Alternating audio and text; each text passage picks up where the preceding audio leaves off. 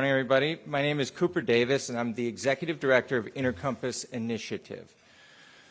Intercompass Initiative is a nonprofit organization that helps people make more informed choices about taking and safely tapering off psychiatric drugs, while we also work to shift culture, science, and policy away from medicalized responses to human suffering.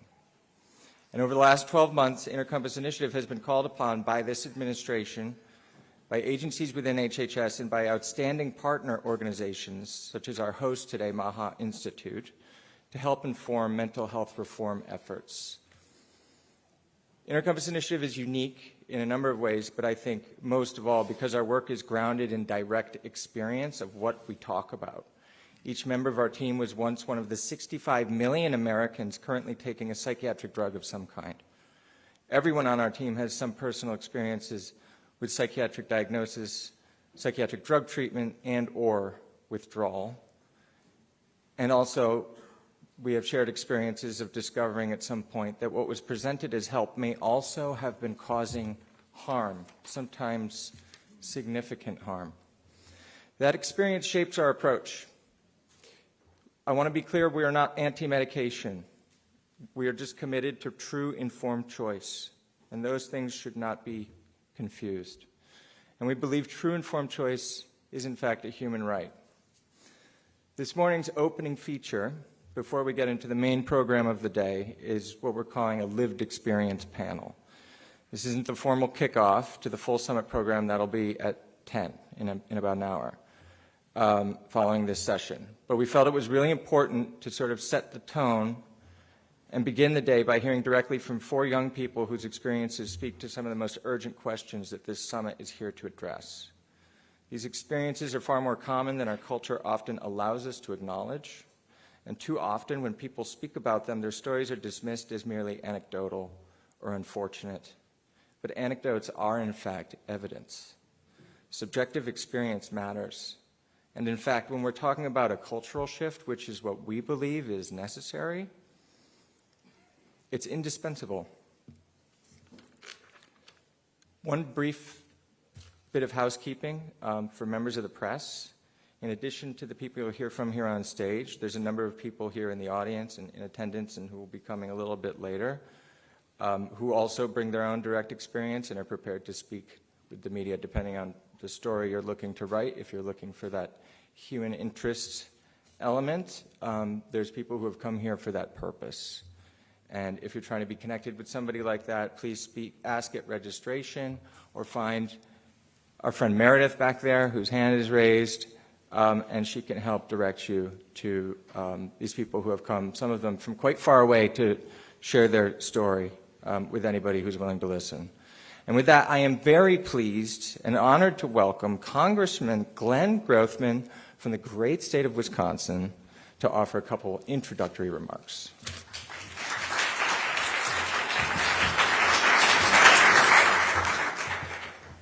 First of all, I'd like to thank the MAHA Institute and Intercompass for all the work they did putting this on.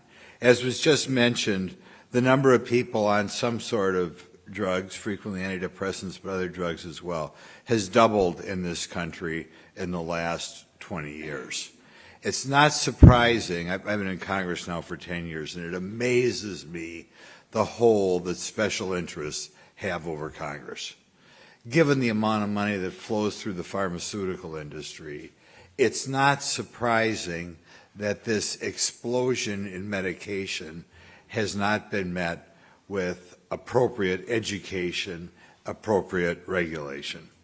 I've long been interested in this topic. Years ago when I was in the state legislature, I had formed a special committee dealing with the effect of drugs on young people, and as was mentioned, I just got done with chairing a subcommittee, a forum on this issue. That's where I met Laura Delano for the first time, and I will tell you, it would be great if we were able to do something with the government, but even if we don't get something done on the government, it's important through forums like this that we educate the public. I have read Laura's book. I think it should be mandatory reading if you have a child of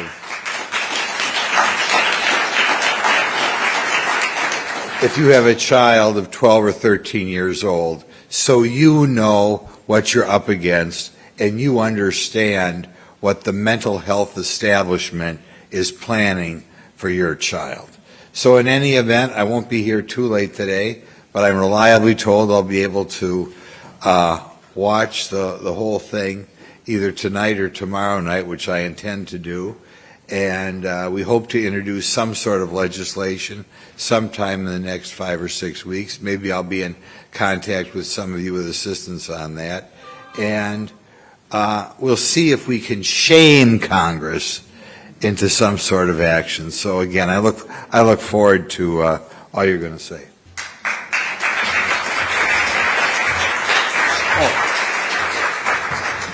And one other thing, I'd like to thank the press for being here. Okay, because like I said, the pharmaceutical industry has a vice-like grip on the government, but they don't have a vice-like grip on the press. And if you do a good job, the press, of getting out what you hear today, that will could even save people's lives. So thank you again.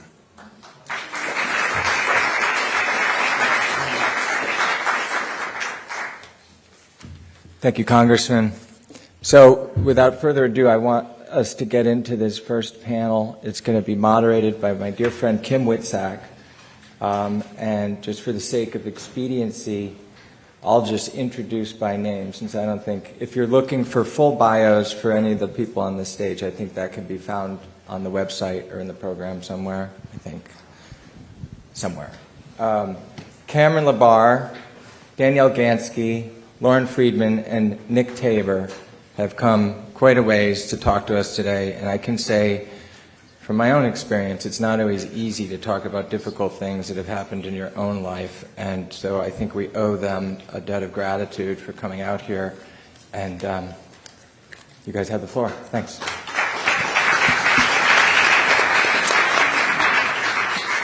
Good morning. My name's Kim Witzak, and I'm super honored to be moderating this panel because I think this is really the heart of what this whole day is really about.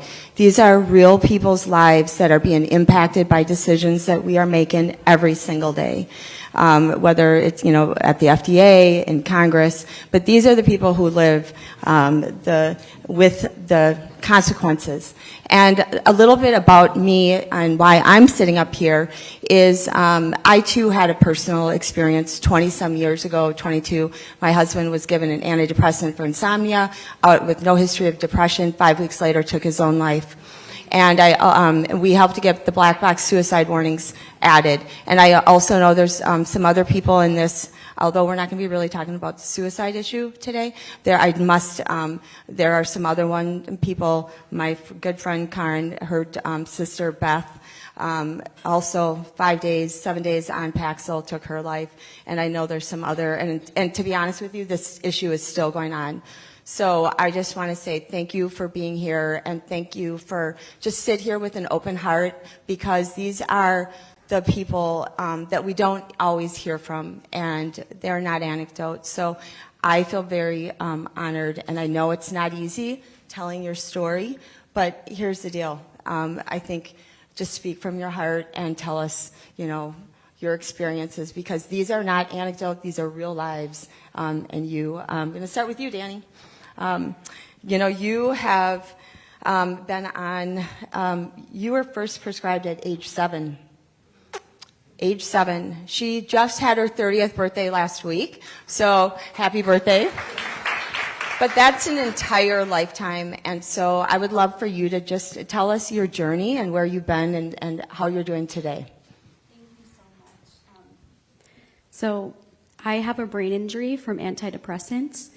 At just 7 years old, I was prescribed psychiatric drugs. I was far too young to understand what they were, let alone the lasting impact they would have on my developing brain. It started in the 2nd grade when a teacher noticed I was fidgety, distracted, and not fully keeping up academically. My parents were advised to take me to see a psychiatrist for an ADHD evaluation, and I was quickly diagnosed, labeled, and medicated. They even told me I had a learning disability. Ironically, the drugs later created the very disability they claimed that I had. It began with ADHD stimulants like Adderall and Ritalin, and I still remember how agitated and moody they made me feel. This was completely out of character for me, as I was a happy, sweet, silly kid. Adverse side effects were interpreted as new diagnoses, and more drugs were prescribed to treat the problems that the medications themselves had caused. This spiraled into a prescription cascade of antidepressants, benzodiazepines, mood stabilizers, and antipsychotics, all before my 10th birthday. None of it ever felt right, but I was a child, and I didn't have the words to explain what was happening, and I didn't have the authority to challenge it. My completely normal childhood behavior was pathologized. I wasn't in crisis. I wasn't struggling or acting out. I was simply a fidgety, shy, sensitive little girl who didn't fit the mold of how a child was supposed to behave in a classroom setting. Throughout my teens, every drug-induced effect that made me feel terrible was blamed on my so-called underlying disorder. As I got older, I found online forums of people describing their harms from antidepressants and began to realize the drugs might be the problem. I brought my concerns to my doctor and asked if the medications could be making me worse or even cause brain damage. He insisted that wasn't possible. He was the expert and he knew best and told me it was just my OCD and anxiety getting worse and that I needed higher doses of the SSRI to treat it effectively. My inner reality was dismissed at every turn, and the very harm I was told could never happen is exactly what I eventually lived through. As I got older, most of the other psychiatric drugs were eventually stopped, but SSRIs remained the one constant throughout my entire life. After college, at 23 years old, I wanted to see who I was underneath the chemicals that had been hijacking my brain for all those years. Although I had been on antidepressants my whole life, all while my brain was literally developing, my doctor tapered me off in just 6 weeks, which was far too fast. But my doctor wasn't acting recklessly. He was following the standard medical guidance doctors are taught to use. What followed was a severe full-body neurological crisis, a nonstop living nightmare of physical and psychological torment and suffering I didn't know was humanly possible. My brain felt like it was on fire. Waves of visceral terror and violent inner agitation ripped through me. I was crawling out of my skin for hours each day. I rocked back and forth in the fetal position on the floor, screaming in excruciating pain. Rage surged through me that was completely out of character, as I've never had this type of anger. I was always gentle and kind, but it brought out a violence in me that never existed. My brain and body were malfunctioning, feeling like I was being poisoned. It was an attack on my nervous system. Simply being alive felt unbearable. When I went back to my doctor and told him I was in withdrawal, I was told antidepressant withdrawal doesn't exist, that the medication was out of my system, and my symptoms were proof I needed the medication. His credentials and expertise automatically outweighed my lived experience, and the very injury caused by the drugs was used to justify putting me back on them. I spent months going in and out of hospitals, repeatedly dismissed. No one believed me. I had no medical support, and I became completely bedridden and unable to care for myself. After many torturous months of nonstop suffering, I had no choice but to reinstate the antidepressant, even though I felt as though it was poisoning me. Even after the reinstatement, the neurological effects did not go away. That proved it was not a simple, temporary, transient withdrawal. It was a lasting injury to my brain and nervous system that persisted even though the drug was back in my body. I went from being a vibrant, joyful, happy person who loved life to being chronically ill and disabled. It felt like I had been given a chemical lobotomy. My creativity, my intelligence, my emotions, everything that made me me was ripped away. I was bedridden and housebound for years. My 20s were spent grieving a life that I felt was taken from me far too soon, watching everyone else move forward while I remained stuck, trapped in a body that felt like a prison. Fast forward to today, I'm still trapped on the same SSRI I was prescribed as a child. I cannot come off it because of the severe, debilitating withdrawals. But withdrawal is a misnomer. This is a neurological injury that can persist for years and may be permanent for some. The suffering is so immense, many people end up taking their lives in withdrawal. I am now tapering extremely slowly using hyperbolic tapering, which is the safest method known. I reduce by just 1/10 of a milligram, for example, 53.6 milligrams down to 53.3. That's less than 1% because that's all my nervous system can handle. Even those tiny reductions are painfully disabling. I first tried to come off antidepressants at 23 years old. I am now 30. I've been in protracted withdrawal for the last 7 years, all caused by the standard rapid doctor-directed taper that damaged my nervous system. What happened to me is not rare. My story is just one window into a much larger, hidden public health crisis that is quietly devastating countless lives. And it's my life's mission to create changes to make sure this doesn't happen to anyone else. The label doesn't warn you that these drugs can fundamentally alter your brain so severely that coming off may be impossible, or that even one dose can cause irreversible loss of emotions and the ability to feel love, leaving you chemically castrated and mentally lobotomized. And when it does happen, you're left blindsided, gaslit, and without any medical support. People have a fundamental right to full and honest information about the harms of SSRIs before they ever take them. When those risks are withheld, it is not just unethical, it's a violation of basic human rights. We cannot give back the years that have been stolen from us. We cannot undo the lives that have already been devastated, but we can prevent this unnecessary suffering from happening to anyone else. We urgently need black box warnings that clearly warn patients about the true life-altering and sometimes permanent risk, and we need federally endorsed, evidence-based tapering guidelines so people can come off their antidepressants safely without risking a brain injury. We need research and funding so we can better understand these injuries and provide real support for those who are already suffering. Thank you to this administration and Secretary Kennedy for your leadership and courage in taking on this hidden public health crisis, as it will truly save countless lives.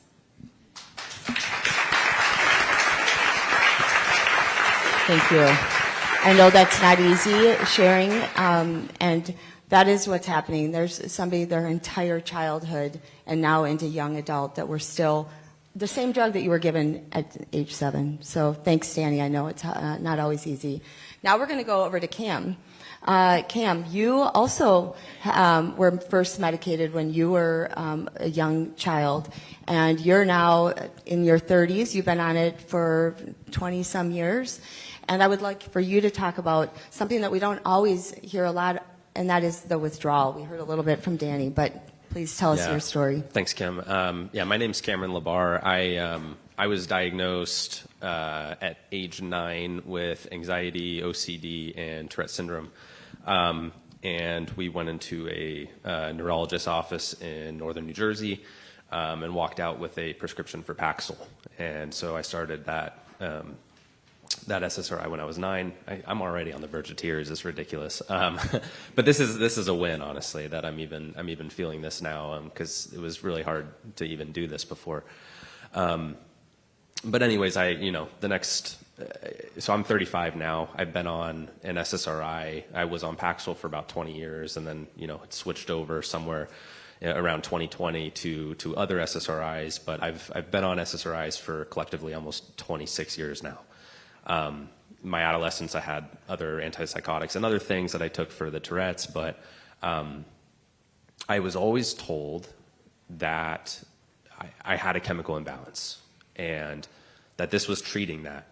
And it wasn't just the doctor that told me that, right? It was also the proxies of the doctor, which were my parents and my family. So, growing up, entering teenage years and even into adulthood, I was conditioned, and I believed that I needed this, and that I was treating something very targeted to help me to function. And it took a really long time for me to realize that the things that I thought were character traits about me, being tired, drowsy, forgetful, numb, indifferent to going out and doing things, or to having friends, or to starting a relationship. It took a really long time for me to end up figuring out that those weren't character traits, those weren't parts of my personality, but that those were side effects of a medication. And it wasn't until, about 3 years ago I stumbled, after, hours and hours of watching videos and viewing, message boards and things like that, I stumbled across a video from Mark Horowitz, and he's here in this room too, and he'll be speaking later, I think. But that helped me to understand that side effects are so common, and that this isn't, it's not a part of who you are necessarily, but it also, another point I really want to make in this whole process is I was never approached, or we never had a discussion about an off-ramp or a reducing of these medications. It was just every night I would take it, but there was never a discussion of when is the finish line. When am I done taking this? That discussion never happened. And anytime I tried to go off, there were a couple times when I was a teenager, a couple times during college. Anytime I tried to go off and follow doctor's advice of, okay, cutting a tablet in half and then waiting and seeing for a couple weeks, it would throw me into such a severe panic and response that, I would immediately go back up on the dose. And when you go and you talk to a doctor about that, a very common response is that, hey, that is a part of your underlying condition, and that you probably need the medication. But like I was saying, it wasn't until I, stumbled across a video from Mark that suggested that these, in reality, these responses are withdrawal symptoms, and that this isn't part of some underlying, part of who I am. And it took me 20 years to find that out.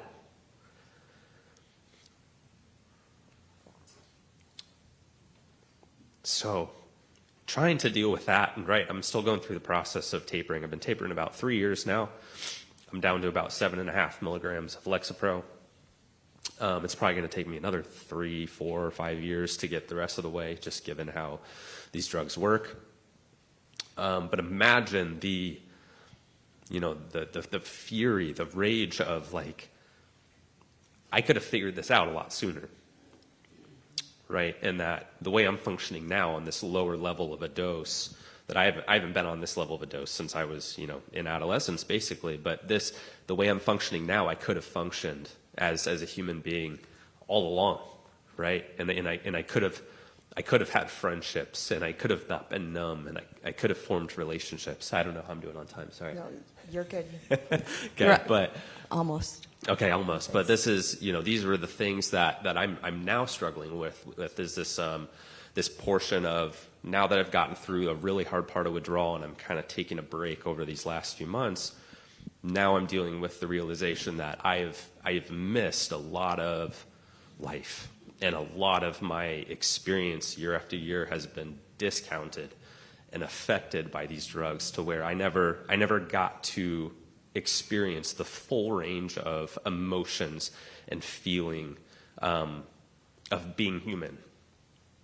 And that's been really, really hard. But I'm here not necessarily because I want to be, but because of how important this really is, and how much it's affected me, and how much I'm really grateful as well that there's an audience to listen, and members of Congress to help get this going. So I'm really grateful to be here, and thank you.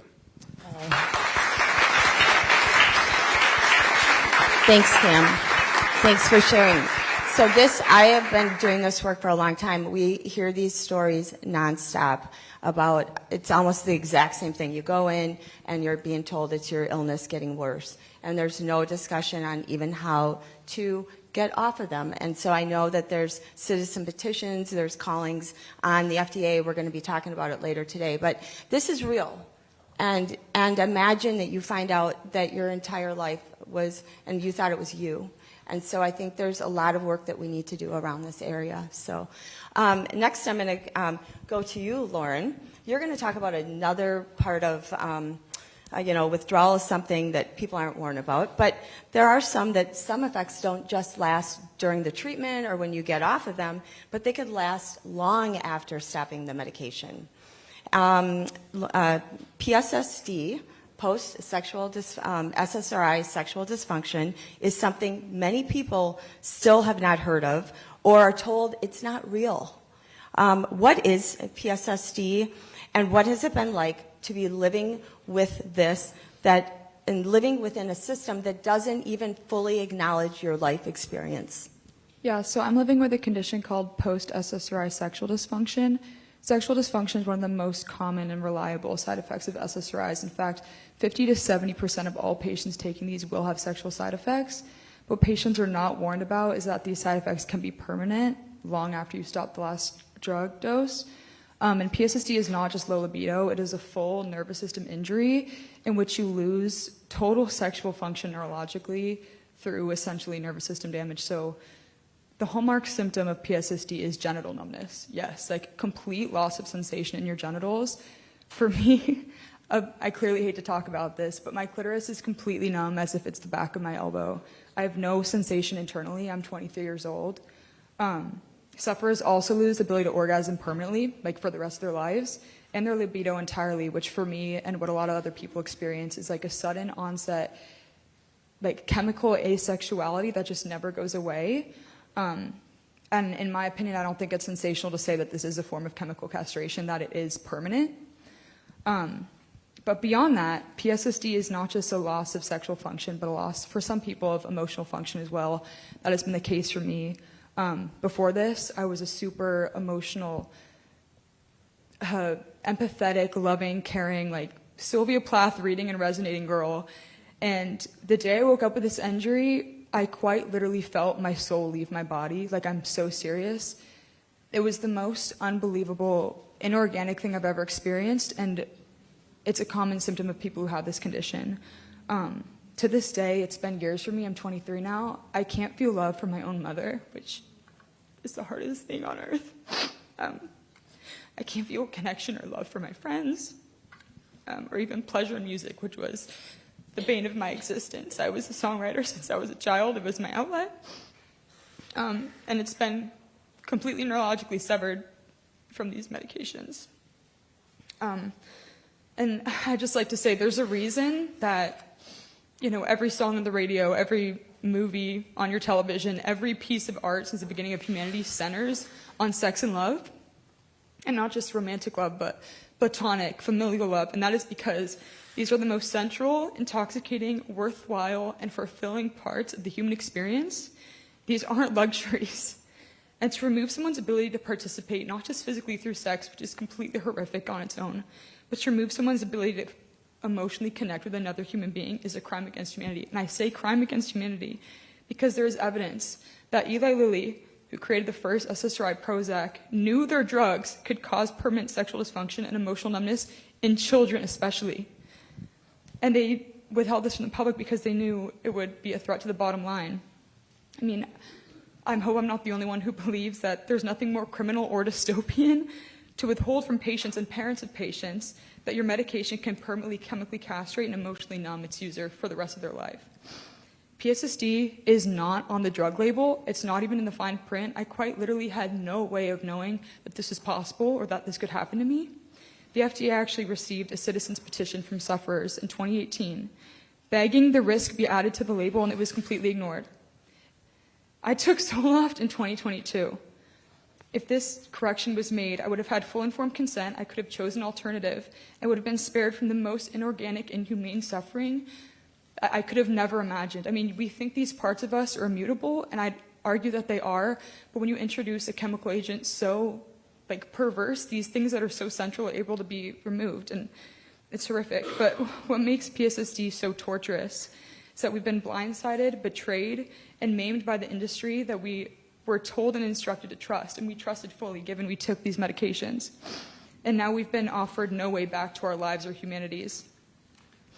I'd like to add, I think it's pretty clear I don't want to be here.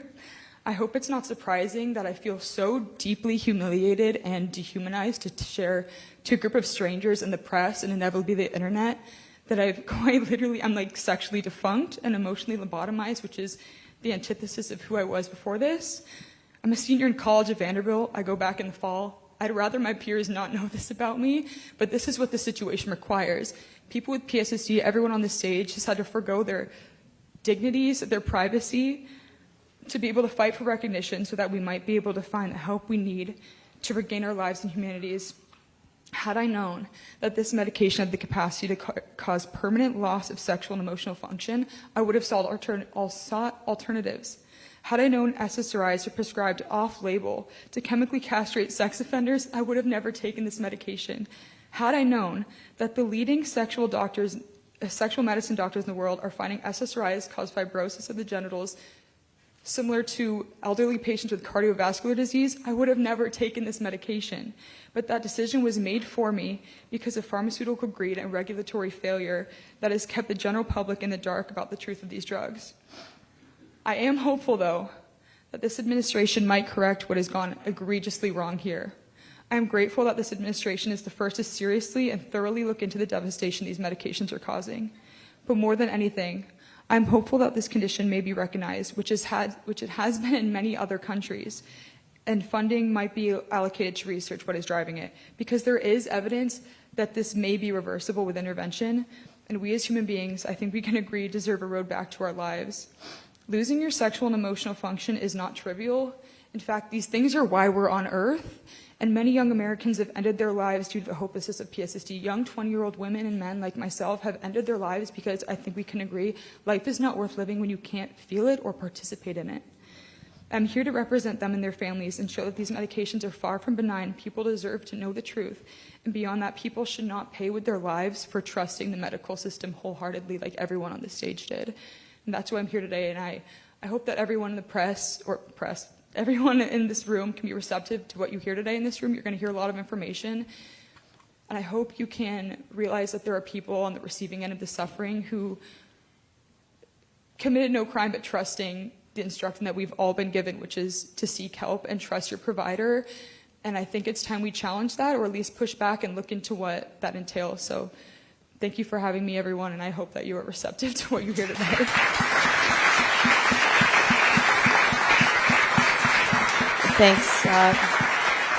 Thanks, Lauren. I know that that's a really tough thing to be putting out there. So I just want to say thank you, and thank you because you're telling that story for a lot of other people too. And same goes for all of you guys. Now, these are real things. We, for a long time, like she said, Eli Lilly and these companies, I've seen this exact same behaviors for a lot of these side effects that have been hidden from the public. And I think it all starts with this idea that we blindly trust. We trust the system. We go into the doctors. We believe that the help we're going to get is going to be better and it's going to actually help us. And so I think that is just another, as we're looking at this bigger, as Cooper said, cultural shift. We got to start even, now we're going to shift this conversation a little bit before we go into questions. And I want to go upstream a little bit. And I say upstream because I think we need to start talking about the shift. And what that could look like. And I'm going to have Nick, because Nick, too, was medicated when he was younger, but has been really thinking a lot about this idea of, and I've seen it, and we're going to hear panels today talking about childhood, this idea of labeling and living into labels, and what does that do to a psyche. You know, you're thinking it's you. We hear this all the time. Oh, it's your disease getting worse. And we're gaslit. This is not an uncommon thing. So, Nick, I would like to ask you to take us, you know, you can briefly talk about your experience, but I'd love to hear some of your thoughts on the idea of labeling, and what does that do to a child? And what does it do for the future? I mean, here we've got these amazing young people up here. So thanks, Nick, for being here. Thank you, Kim. Great to be here. In order to answer this, I need to say a quick word about the context in which this arises.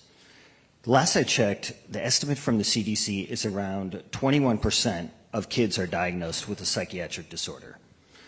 So this is a defining aspect of the current management of the young population. And for many of us, we're simply having valid responses to the environments we're in. For example, many of us are in families that are psychologically abusive in ways that are socially acceptable and normal. In a context like this, the kids' feelings and reactions to an insufferable situation get recategorized as a medical problem, as a way of denying reality and maintaining the status quo. There's a similar pattern in the school system.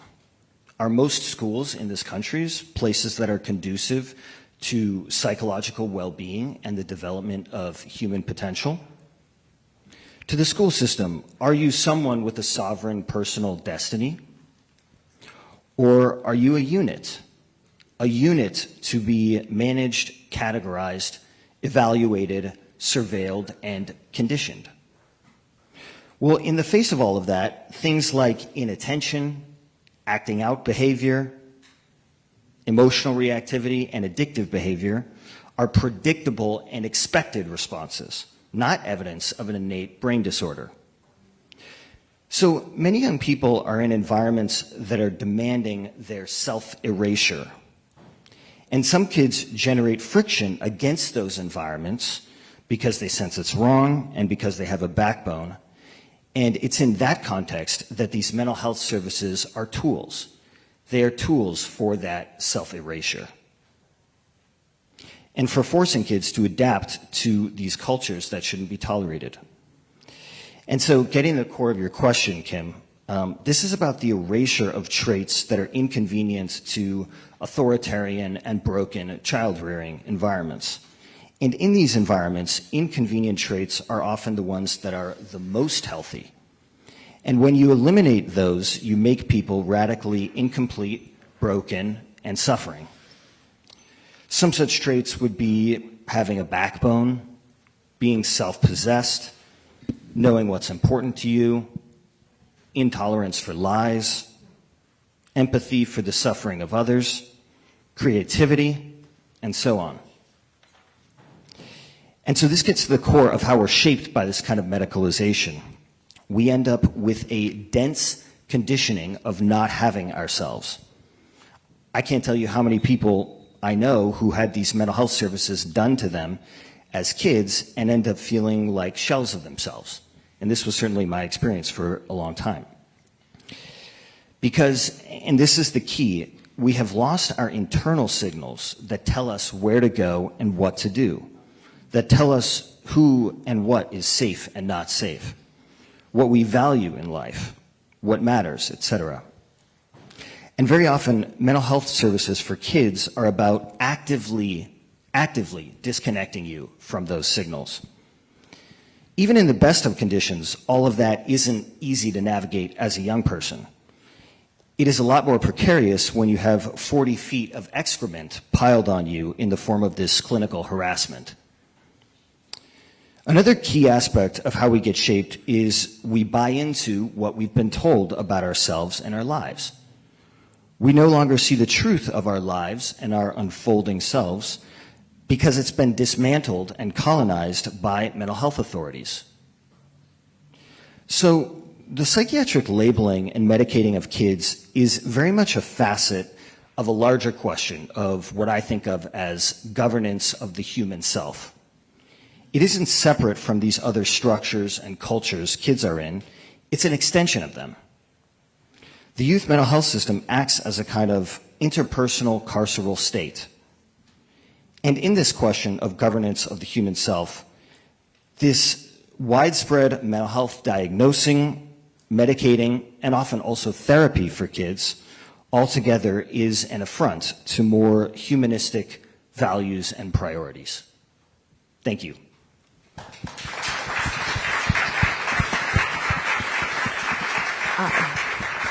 Thanks, Nick. I know I remember years ago about working with some kids that were in the foster system with a program that I brought. And I remember that they were all, like every one of those kids at the foster system were given a cup of meds calling it was their behavior medicine. And I remember, and they were told that they were broken in the labeling. And so I really think that is something that we do have to talk about on a bigger system and being human. I just got back from a conference last week where I spoke on something totally different, but talking about the human life, you know, the experience of life, suffering, grief. And how many people came up to me with saying that they've been on medications for years for things like breakups, divorces. I mean, this is real life, what's happening. And so I'm really grateful for this audience today and MAHA Institute and Intercompass and this administration to allow us to hear from the other side, because as we heard from the Congressman, the industry is always out there pushing benefit, benefit, benefit. And it's really important that we do hear the other side to level set. And almost every single one of you here had the exact same experience, which was we were not told. Nobody told us. Nobody told your parents. And now we're sitting here having this conversation. So I do want to open it up for questions from the press. I think press is a really important part of helping tell the story, and also to not be afraid of having the counter argument that you are constantly hearing, that they save lives. I mean, anecdotes. That is why if you see people walking around with these buttons, there are people in the audience. That's another way to see that these are people who have real lives. So feel free to actually, if you don't ask a question here, stop them. But these were made in 2006. We were using them because we were told that these were anecdotes. But anecdotes, as Cooper said, are data points. They're signals. And we are now at a crisis moment that we do have to start having this conversation. So look for these buttons. So thank you. And now I'm going to open up for questions.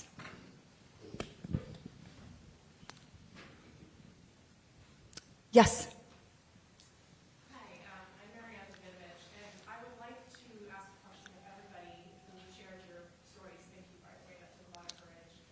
Can you go back and maybe talk a little bit more on how this originated? What was the root? What was flagged? How did this start?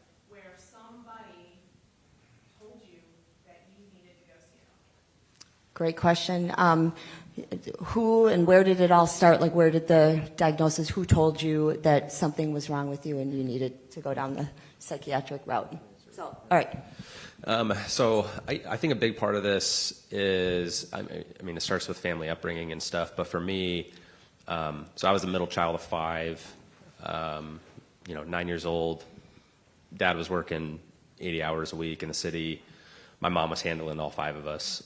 And the way she always described it is that I was paralyzed with fear. Like something happened, either in upbringing or whenever things got a little bit too intense, or there were too many instructions on a chalkboard, where I would kind of just curl over and I'd just be paralyzed, like I couldn't do anything.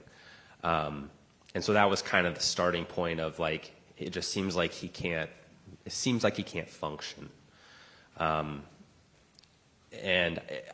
I just don't think there was enough conversation past that to ask the questions of, what's his sleep look like? Is he sharing a room with a sibling who gets up way earlier than he does?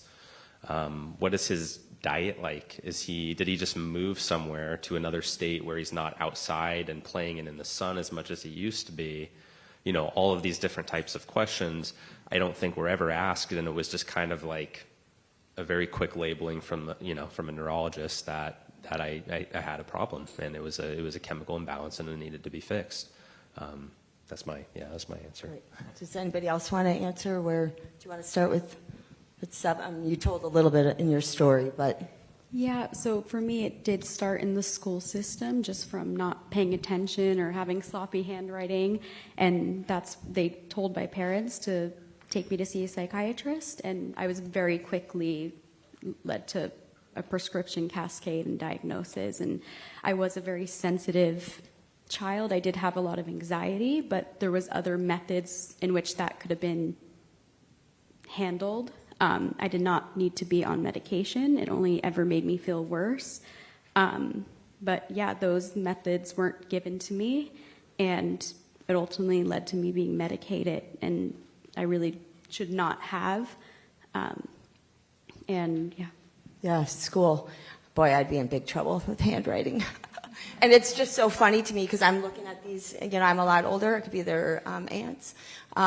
Anyway, but I look at it and I go, they didn't do this back in the day when I was in school. And so it's pretty relatively new in the last several years. Do either of you want to answer this question? Sure. I was always a very anxious and depressed child. I like to repackage that now as just highly sensitive. But it wasn't until I got to college that I was entered into a world where everyone was psychiatrized, if that's a word. I started my freshman year at Amherst, and I seemed to just, everything coalesced. I was playing lacrosse there, and being in an elite institution and a highly competitive athletic world, I found myself feeling very hopeless and afraid and scared. But it wasn't so much, it was my peers who were like, you shouldn't feel like that. And I was finally thrown into this world where, you know, everyone was an Exeter and Andover girl and were medicalized pretty early as well, since they had access to these things. And for that reason, I was like, I didn't even know that anxiety and depression were things that you could treat. And because of that, I was pushed by my friends, and I saw a psychiatrist, and I remember thinking two things during my appointment, which was, he told me I had a chemical imbalance, and I immediately was kind of like, this isn't super scientific, is it? Like, I didn't take a test. Like, it seems like if I was diabetic and I walked in and said I'm peeing a lot and I'm very thirsty, I wouldn't be given insulin. I would take a test, right? And secondly, I consider myself someone who's pretty articulate about my feelings. It became pretty clear to me that I'm pretty sure if I had omitted things or changed my wording, I would have received a diagnosis, and it just seemed all completely unscientific to me. But since I was standing in front of a man with a white coat and an MD at the end of his name, and I was freshly out of high school, I assumed I was missing something. I was like, clearly this man went to med school. I must not know what's going on here. And I wish that I had trusted that gut instinct, because it would have saved me a lot of suffering in the end. But that's where it started for me. It was more like cultural thing than anything. Yeah, well, thanks. I also think about when you just said the test, you know, the simple test, and I think there's something to do with intuition and trusting that. But I don't know if you want to comment on it, or I can take another question. I'll just respond really fast. I was also a very sensitive child, or was said to be one, so I think that's definitely a theme here. And it was just kind of a narrative, I guess, you know, in kindergarten maybe, or in my family of origin, but very young, just sort of part of a narrative that I started to live in. Thanks. Good question. Anyone else? As a urologist for 40 years, I think they knew about sexual dysfunction because they wanted us to prescribe these medications for premature ejaculation. So, and this was going back maybe 15, 20 years. Very low doses would so they knew, getting to your point, they knew that the higher doses would clearly make a big difference.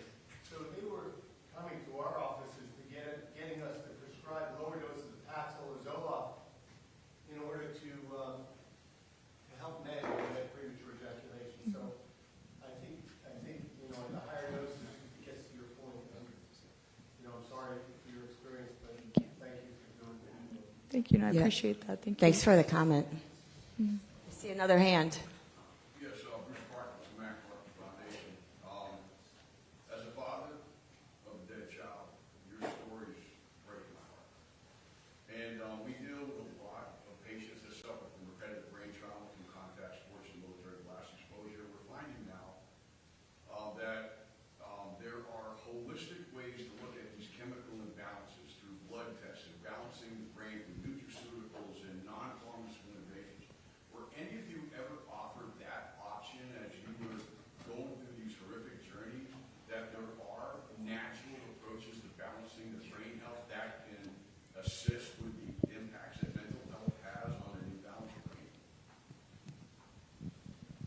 Does anybody want to answer? Was anybody? Yeah. I mean, for me, it was really early on. We're talking early 2000s. So that was never really a discussion that I remember at all. I mean, I do remember a couple times of like something happened where they wanted me to get blood work, but trying to get a full picture of that blood work of like, you know, let me see all the biomarkers, let me see everything of all vitamin, mineral, hormone levels, all that. Trying to get that information has always been tricky in the system. It's not, you know, until the last couple of years at least where that's starting to open up more and patients have more freedom to get things like a fully comprehensive lab kit, right? I mean, these are things that, yeah, in the last 3 years now I'm starting to do as I try to taper, but as far as it being a recommendation, not that I recall. No, not really. And I see, I was going to say somebody from the media, the press. Hi, times. Thank you all for telling your story. Obviously very painful. The question I'd ask you is sort of what you think the government can do to alter prescribing, and what you think might have made a difference in your own case, either through HHS or the FDA, or what can the government do? Great question. That was going to be one of my questions to ask them, so thank you. One of you guys want to take this? I could take it. You take it, and then we'll go. I believe that we need evidence-based tapering guidelines to help people safely come off these drugs. Like Lauren said with her story, if she was warned that these drugs could cause irreversible damage to core human bodily functions, she would have possibly made a very different decision. So we need to be warned about the risk of this and have informed consent. So we need informed consent, tapering guidelines, black box warnings, because this is a very serious life-altering risk, and it deserves a black box warning. We need national awareness of this to get the word out there. People need to be aware this can happen to them so they can truly make informed decisions. Does anybody else want to answer? Yeah, something I've seen, I think there's some legislature, or at least in Tennessee, where lawmakers or harm patients are trying to require written informed consent from patients so that they have to sign off on being notified of all the risks of side effects before taking a psychiatric drug, which some might say is a high standard. But I think when the brain and nervous system are involved, like, it should be pretty, nothing should be withheld when it's your nervous system, in my opinion. Like, so many of these injuries are, I mean, my psychiatrist knew about this. Very little know about PSSD, but when I came back to him 6 months saying, nothing's returned, I have this, do you know what PSSD is? I'm worried that I have this. He was like, yeah, that's rare. And I was like, what do you mean, you've heard of this? And he was like, I just thought you wouldn't get it. I'm like, well, that was my decision to make. And I think that I think psychiatric drugs should be held to a different standard or a different protocol, and that patients have to be warned about everything, because the risk of permanence, it's like a different kind of suffering when it's your brain and nervous system, because it's your reality. And I think, I don't know how plausible that is, but I mean, it's something that people are working on now in different states, and I think that's the best way forward. People just deserve to know, and it should be a requirement that they know. And especially, having been very involved in helping get those black box suicide warnings on, I do think there is something that our FDA can do to warn, in addition to the written and informed consent. So thanks for that question. Anybody else? Because I know we're getting close to the end of the panel. So I'd love if there's anybody from the media. Oh, Bob. Not with the media, but Kim. Thanks, Kim, and everyone. Very courageous, everyone on the panel there. Question I have to ask is when you saw the psychiatrist, was it about the next prescription, or to handle the adverse event or something that you were having? I mean, did they ever dive into maybe talk therapy or diet, exercise, or sleep, or was it about just treating the next symptom that you were having? Good question. Anybody want to take? I know you guys are. I'll do it. Looking over on this side. Yeah, I'll do it. Yeah, I mean, I think there were times where doctors had recommended that. I mean, I can't tell you if that was the first thing that was recommended when I was a kid, right? But I will say, I did end up going back to a doctor in 2018. Now, this is before any of this, right? Before I tapered anything. It's 2018. I've been on the meds for, 18 years for Paxil. And I had a panic attack at kind of a summer camp that I was helping at, not enough sleep, too much caffeine. And I went and told this doctor, just normal, doctor, it was a psychiatrist. And I walked out with a benzo, with a Klonopin. Like there was no discussion of, well, what happened, at the summer camp, any of these, things that I just mentioned of sleep or caffeine or a new place, different, sleeping with, as a counselor with 12 campers in a cabin, right? Like, what are all these things that could have been avoided. I think there were a lot of other conversations I could have had, but I walked out with Klonopin instead, and then I ended up having to taper that, and a couple years ago. But Yeah, thank you. I know we're coming down to the end, so I just want to say that this is very, very common where people go in with their side effects and they end up with another, and it could be the drug side effect, and they end up going out with another, as you said, another prescription. So I just want to say thank you for being here today, being willing to listen to these really heart-wrenching and real stories. I've been around it, like I said, for 20-some years.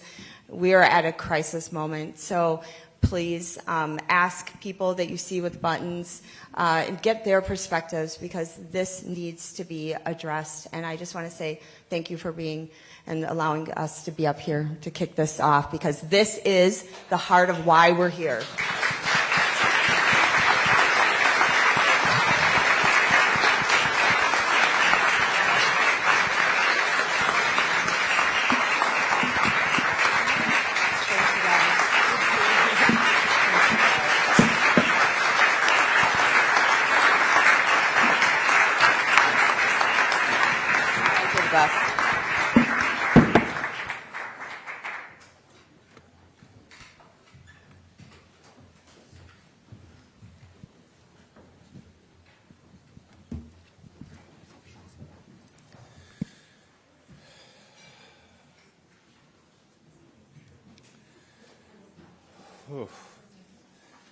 Well, I want to thank all the panelists. That was really deeply moving. It's definitely, when I was writing my speech, I thought, okay, here I really got, closer to the mic. Okay, I thought, all right, I'm writing a hard-hitting speech here, but after that, I don't even know. And I'd like to start by thanking the team at the MAHA Institute that has done such a great job putting this together. It's been a privilege to work with everybody. I'm Mark Gorton. I am the president of the MAHA Institute, and I am here to officially welcome you to today's summit on the overmedicalization of mental health in the United States. Today's program was developed in partnership with the Intercompass Initiative, founded by Lauren Delano and led by Executive Director Cooper Davis. ICI is at the forefront of helping people make truly informed decisions about psychiatric drugs while working to shift culture, science, and policy beyond medicalized approaches to human suffering. And we're going to get to hear from Laura later in our program. Over 4 million children ages 5 to 17 are on psychiatric medications today. SSRI use in children has more than doubled since 2005. Despite and perhaps because of this massive drugging of America's children, during the same time period, clinically diagnosed depression and suicide in this age group have increased by more than 60%. Today's kids are medicated at rates that would have been unthinkable a generation ago. This medicalization of normal human experiences defies common sense. We now medicate kids who won't sit still in class and for the struggles of being a teenager. Nearly 40 million Americans are currently on antidepressants. The system we have produced is pathological. Our out-of-control medical system may not make sense in terms of improving mental health, but it makes perfect sense in terms of money.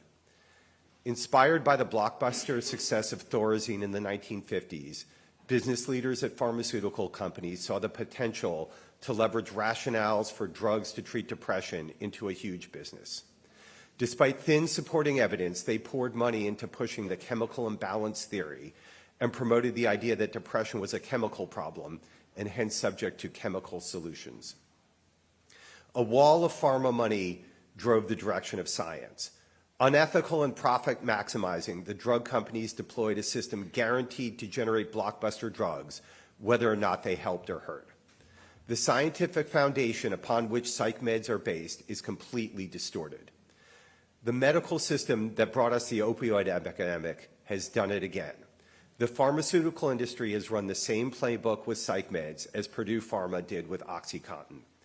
For those of you who are not familiar with how money can be spent to generate manufactured science, allow me to outline this playbook. Once a product and a target market are chosen, the drug companies fund an array of studies, frequently paying top academics to lend their names to research done by company researchers, thus making this research look independent. Research money is steered towards studies that show drugs are useful. Researchers who do studies undermining drugs are cut off from funding and watch their careers suffer. Favorable studies are published while negative studies are shelved. A 2008 study of antidepressant drug trials submitted to the FDA found that pharmaceutical companies published 97% of trials with positive results, but only 39% of studies with negative or questionable results. Studies are structured to find narrow, short-term benefits, while studies that do long-term follow-up, look at side effects, or consider multi-drug interactions are avoided. Study methodologies are manipulated to generate the desired results. These flawed studies are then published by medical journals funded by pharmaceutical company advertising and the bulk sale of reprints to articles favorable to drug companies. To give you a sense of how bad this problem is, listen to the people who have run the journal. Marcia Angell was the editor-in-chief of the New England Journal of Medicine, the most prestigious medical journal in the U.S. In 2009, she said, "It's simply no longer possible to believe much of the clinical research that is published or to rely on the judgment of trusted physicians or authoritative medical guidelines. I take no pleasure in this conclusion, which I reached slowly and reluctantly over my 2 decades as an editor of the New England Journal of Medicine." Richard Horton was the editor-in-chief of The Lancet, the most prestigious medical journal in the world. He said, "Much of the scientific literature, perhaps half, may simply be untrue." This shoddy science is then handed off to regulators who greenlight the questionable products and practices. Compliant regulators who play ball get a lucrative second career funded by drug companies. Critical regulators are shut out from this financial windfall. Historically, the political leadership of health agencies has rewarded farmer-friendly staff. The FDA officials who said that opioids were not addictive were rewarded with promotions and moved into important leadership positions. Marketing then educate doctors about their products. Industry leaders are paid to give endorsements, and medical trade associations are funded to ensure support. Doctors are happy to have another billable service. Pharma money helps enshrine their products in the standard of care, and corporatized medical practices guided by MBAs encourage prescribing of profitable medications. And huge pharma ad spending ensures a favorable media environment and shapes public opinion. All of this is supported by a system that does few long-term follow-up studies and little monitoring of the effectiveness of these drugs. By manipulating this system, the big drug companies are able to manufacture the appearance of successful products, even if they're harmful. Remember, this is the system that told us that opioids were not addictive. Opioids and psych meds are not exceptions. This playbook is the norm for a large fraction of the medical treatments offered in the U.S. The hugely medicalized system that we think of as normal health care in the U.S. was designed, built, bought, and paid for by profit-seeking corporations. Our system of experts and leading physicians is a cathedral of lies paid for in large part by the pharmaceutical industry and guided with the purpose of maximizing corporate profits, not public health. The U.S. pays more than 2 times as much as a percentage of GDP on health care compared to every other advanced country in the world, and we have the worst health outcomes. From these facts alone, we can derive that the majority of treatments in the U.S. are fraud and waste, and on average, these treatments harm people. This massive over-medicalization of our population has been incredibly profitable. Medicaid spending on psychiatric drugs has exploded, rising 5-fold since 1997. Medicare and Medicaid have spent a staggering $335 billion on psychiatric drugs over the last decade. This $300 billion creates a self-reinforcing ecosystem. In addition to the massive flow of money that distorts science, regulation, and medical practice, drug profits allow the pharmaceutical industry to give more money to politicians than any other industry and supports nearly 2,000 lobbyists working on their behalf in D.C. Stopping this freight train of spending isn't easy. The system doesn't want to be reformed. too many people are making too much money.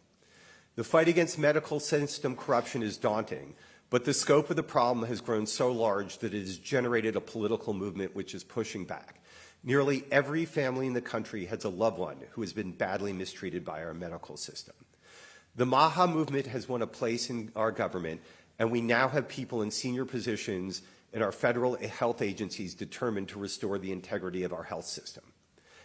I know I've been critical of health bureaucrats, and many of them do deserve criticism, but I also know that a large fraction of the people working in our health agencies care deeply about improving health. They work in agencies that have been captured by Big Pharma for so long that they don't know if it's safe to push to make necessary reforms. It shouldn't require courage to stand up for the interests of children, but in our money-oriented system, unfortunately, it does. All of us need to work to create a political environment where reforming our twisted system is safe for the reformers in government. We are lucky to have with us today a number of these brave leaders who are on the front lines working to address the over-medicalization of mental health in America.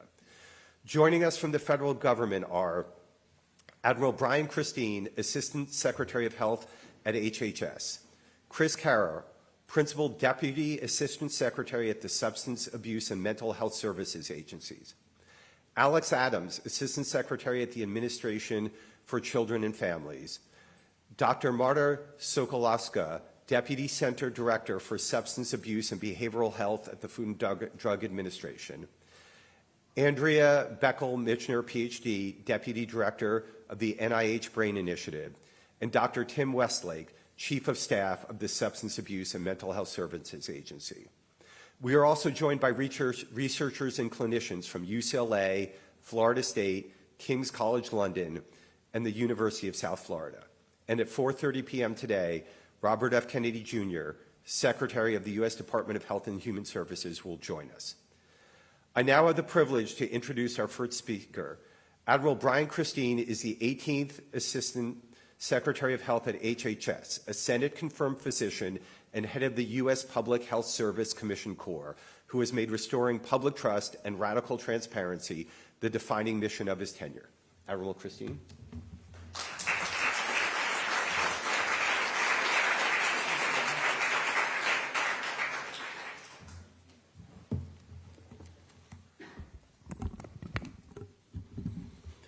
Well, good morning. Thank you for having me here today. I am the Assistant Secretary for Health, and in my 3-decade career as a urologic surgeon with a practice focused primarily on men's health, I've sat across from thousands of patients, but it's an honor to be here with you this morning here at the MAHA Institute. I'm incredibly proud to be in a room where people are willing to ask some of the harder questions about the state of health in this country, because there are a few conversations we've avoided for too long, and one of them is the quiet crisis unfolding among men in this country. About 3 years ago, I was referred a patient for low testosterone, pretty typical referral for me. Before I walked into the exam room, I took a look at his labs, and everything was stone cold normal. His testosterone level was completely normal. So I went into the exam room, and then I started a conversation with this patient. I actually started to talk to him to see what was going on. He was in his late 30s. He was married, had a couple of great kids, ran a successful plumbing business. But he told me, he said, Doc, he said, I just don't feel right. Something's not right with me. I go to work, I come home, I go to bed, then I do it all over again. I feel like I'm just going through the motions. But then he said this. He said, you know, I just want to work. I want to take care of my wife and kids. I just want to try to be the man that my parents told me that I should be. But I keep hearing that men like me are toxic, that traditional masculinity is somehow wrong. And he didn't have low testosterone. He was suffering from depression. All you had to do was actually talk to him, spend some time with him, to listen to him. He didn't need a shot of hormones. He needed compassion. He needed someone willing to listen to him. And unfortunately, this story is not unique. I've heard it time and time again, and the reality is that in many cases, our response to that crisis for men has been to medicate rather than to truly understand it. We are in a serious moment in public health. United States. The average life expectancy is 5 to 6 years less. Of the 10 leading causes of death, men lead in 9 of them. Men have higher rates of obesity, they have higher rates of diabetes, they have higher rates of cardiovascular disease. We're focused on treating, on understanding, on conquering chronic disease at the Department of Health and Human Services, and men lead in virtually every category. It's not something to be proud of, but it's something to address. And though rates of depression between men and women are about the same, men are less likely to seek help, they're more likely to isolate, and they are far more likely to die by suicide. And right now, men account for about nearly 80% of suicides in this country. That's not a marginal difference, that's a warning sign. If you look at younger men, the trend is not stabilizing, it's getting worse. Culturally, and even within our systems, we have not fully treated the men's health crisis as the crisis that it is. Now, men don't typically come in saying they're depressed. That's just not how it shows up. They come in exhausted. They come in and say they're feeling off, their relationships are strained, their energy is gone, and a lot of them say the same thing in different ways. They say, I just don't feel like myself anymore. I've had that conversation time and time again. Now, I am not a mental health practitioner, but I certainly know good ones who are willing to talk to patients, ones who are willing to spend time with them, ones who are willing to not simply pull out a prescription pad. Too often, unfortunately, what follows is a prescription before really asking what's going on and why. And to be clear, medication has a role. There's no question about that. But we must also be willing to talk honestly about the effects of these medications, as we heard this morning on the panel. The SSRIs are among the most commonly prescribed medications in the United States, and amazingly, roughly 1 in 8 Americans take an antidepressant or a medication of some type. And these medications aren't without consequences. Again, as we have heard, sexual side effects are common.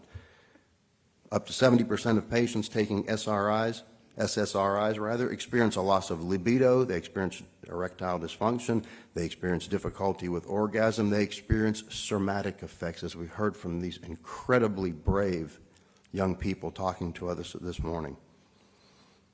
And as we've also heard, in some cases, these issues do not fully resolve after stopping the medication.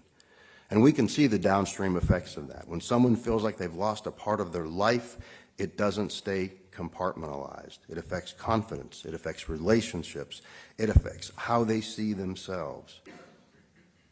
And unfortunately, often the conversations are not had until it's too late. And there's also emerging evidence pointing to the physical health risks associated with long-term antidepressant use.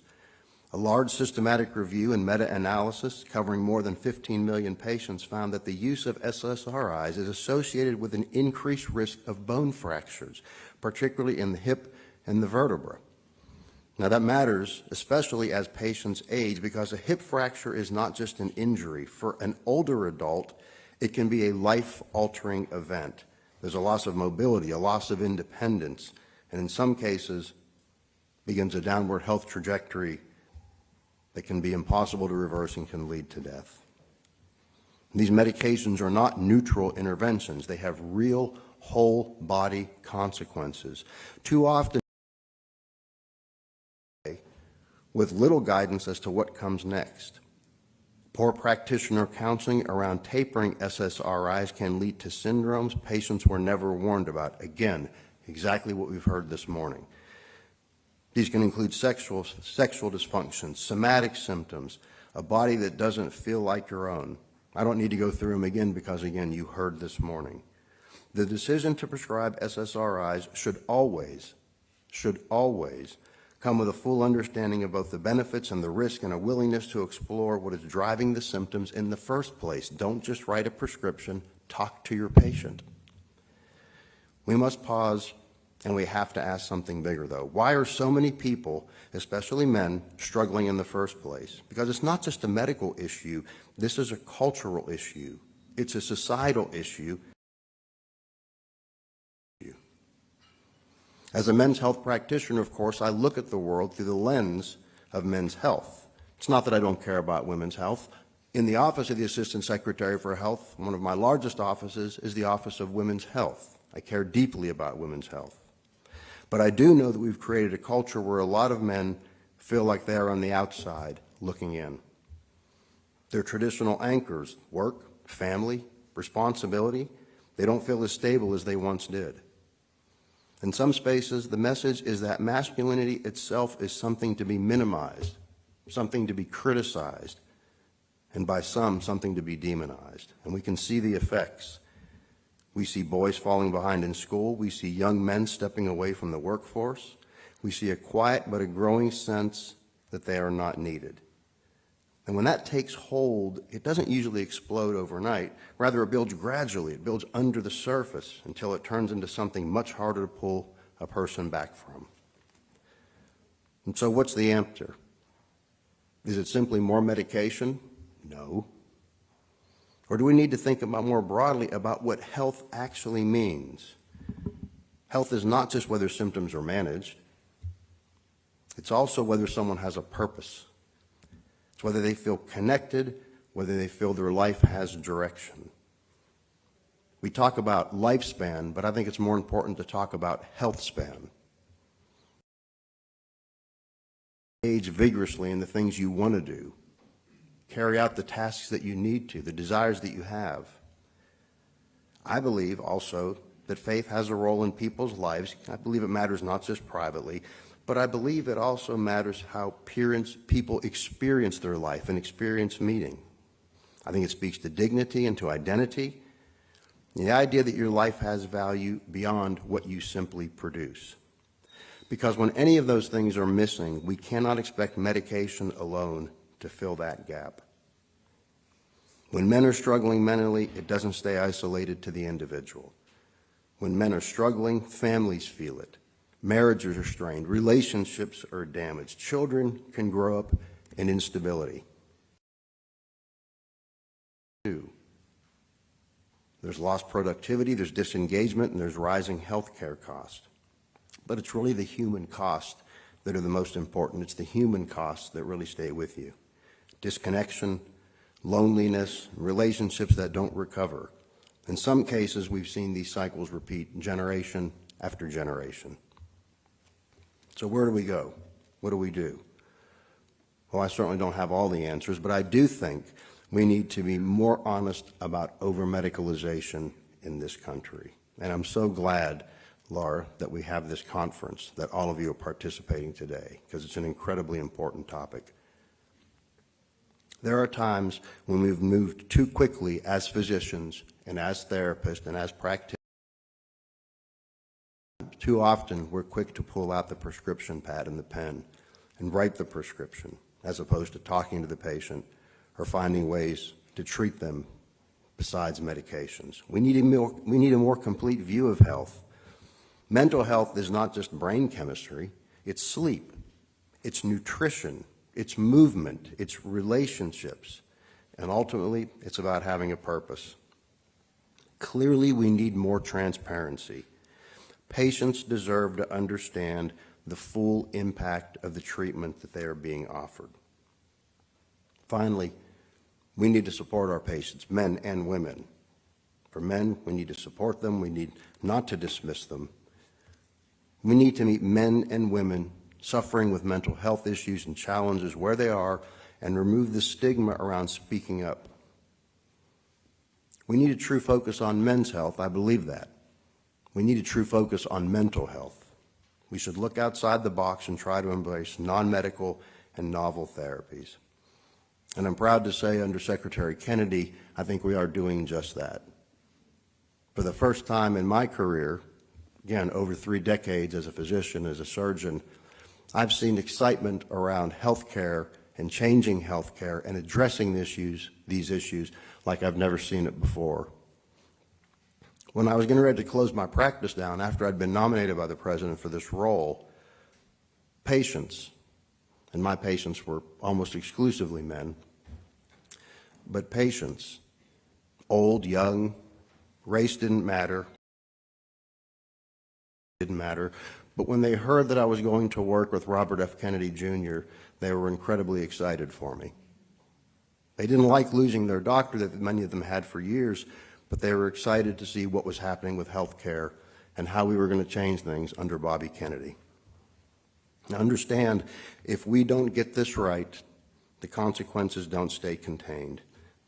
They ripple outwards into families, into communities, and into the future of the country.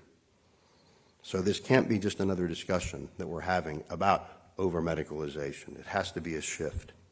It has to be a willingness to look deeper, to ask hard questions, and to build a system that treats the whole person, not just the symptoms, a system that relies more upon things other than medications. It has to be a system that really is changed from the ground up. And I think we are trying to do that at the Department of Health and Human Services. We might not get it right all the time, but we're trying. I very much appreciate the opportunity to be here with you today.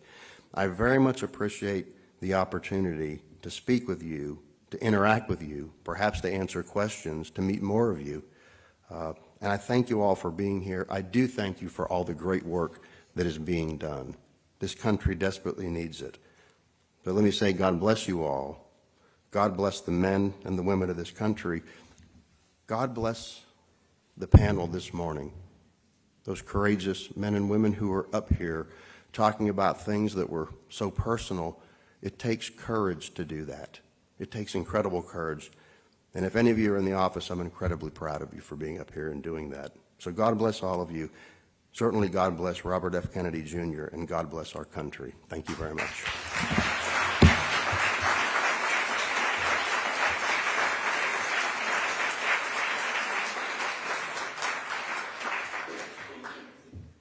Thank you so much. I'd like to now welcome Alex Adams, the Assistant Secretary for the Administration for Children and Families. Thank you.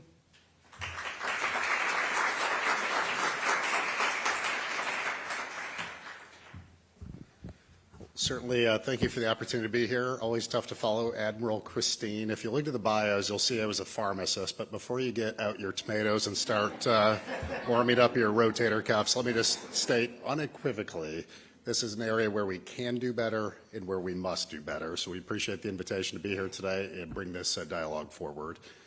I'm here on behalf of the Administration for Children and Families, or ACF for short. If you're not familiar with ACF, it's one of the operating divisions within HHS. We are the and human services side of Health and Human Services. We finance and oversee programs that ripple throughout communities, states, and community partners like Head Start, Child Care Development Fund, TANF, child support, and most central to the conversation today is the foster care system. As Admiral Christine said, if we don't get ahead of this problem early, this ripples throughout programs, and we see that specifically in our foster care system, which I'll talk about today. At ACF, our North Star for foster care is simple. We have a campaign called A Home for Every Child, because children grow best in families, not systems.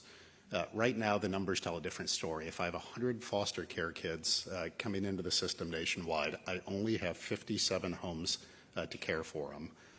When that's not just a math problem. When there's not enough homes for kids, they end up in non-traditional settings. They end up in group homes such as congregate care facilities. They end up separated from siblings. They shuffle from placement to placement. Many states have placed them in either hotels, Airbnbs, or government office spaces. So by focusing on this ratio of homes to kids, it gives ACF two targets to shoot at. We can recruit and retain more foster homes, or most importantly, we can shrink the number of kids coming into the foster care system by addressing the root causes. The two most proximate causes are both substance use disorder and mental health issues, traditionally among the parents, but more recently and increasingly common is among the children. In my previous job, I ran Idaho's HHS agency, and in my state, 18% of the kids coming into my foster care system were coming in because the child themselves had a substance use disorder issue or a mental health issue. Again, we can do better, and we must do better. Too often, the foster care system responds to the trauma and instability they see in the lives of kids. They respond with medication as the most accessible response rather than as one component of coordinated care. Psychotropic medications can play an important role in treatment, but when they are used appropriately as part of a broader coordinated care plan. Our Home for Every Child campaign is designed to address that imbalance by increasing family-based placement, strengthening kinship care, supporting caregivers, and reducing unnecessary entries into foster care. That matters for this conversation because instability is not just a foster care placement issue, it's a mental health issue. When children lack consistent caregivers and environments, systems respond to the resulting behaviors with medication rather than addressing underlying instability. So today I'll focus on three things. First, what is the data telling us? And again, I'm focused specifically on the child welfare foster care system, what this looks like in practice, and most importantly, what we at ACF are doing and what we can all collectively do to improve it.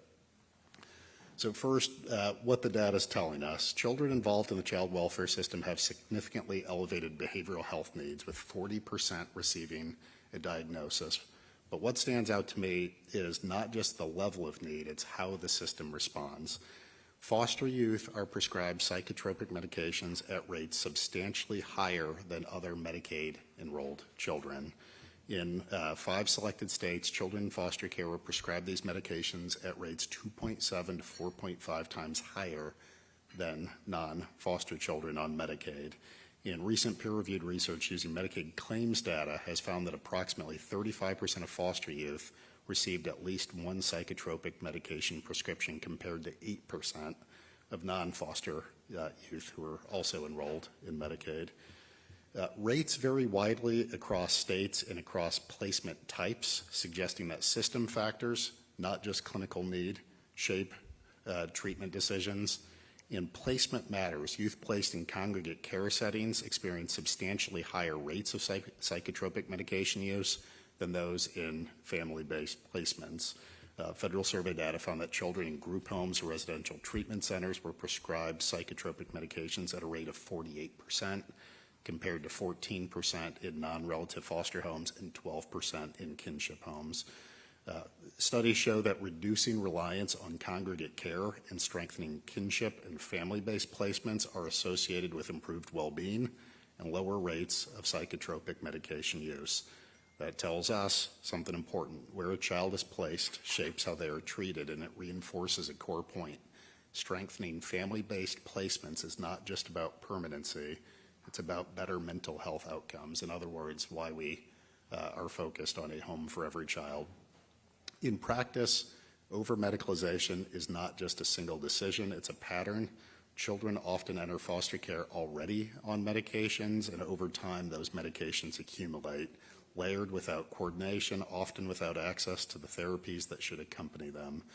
Many children receive psychotropic medications in foster care who did not receive recommended psychosocial or traumatic or trauma-informed therapies. And in the foster care system, questions of legal consent present a significant and underexamined vulnerability for children. Unlike children living with their parents, children in foster care may have their medication decisions made by caseworkers, courts, or agency officials with varying levels of engagement from biological parents, foster parents, or the children themselves. Continuity is also a major challenge in foster care.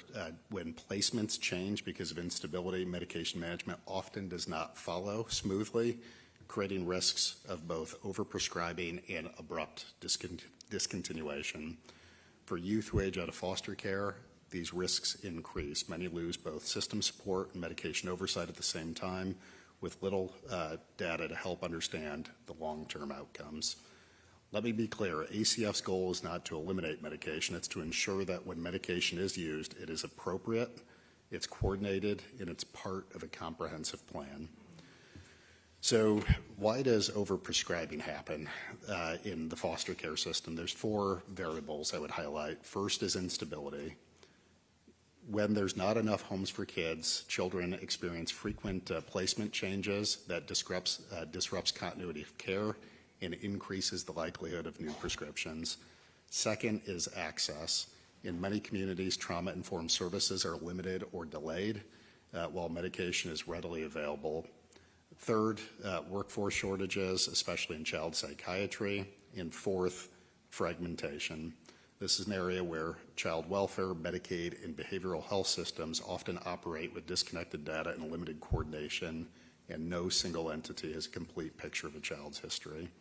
In that environment, medication can become a default, not because it's the best option, but because it's the easiest one. So what does federal law require? What does ACF statutes require? Well, federal law requires states to maintain healthcare oversight and coordination plans for children, including protocols for the use and monitoring of psychotropic medications. Too often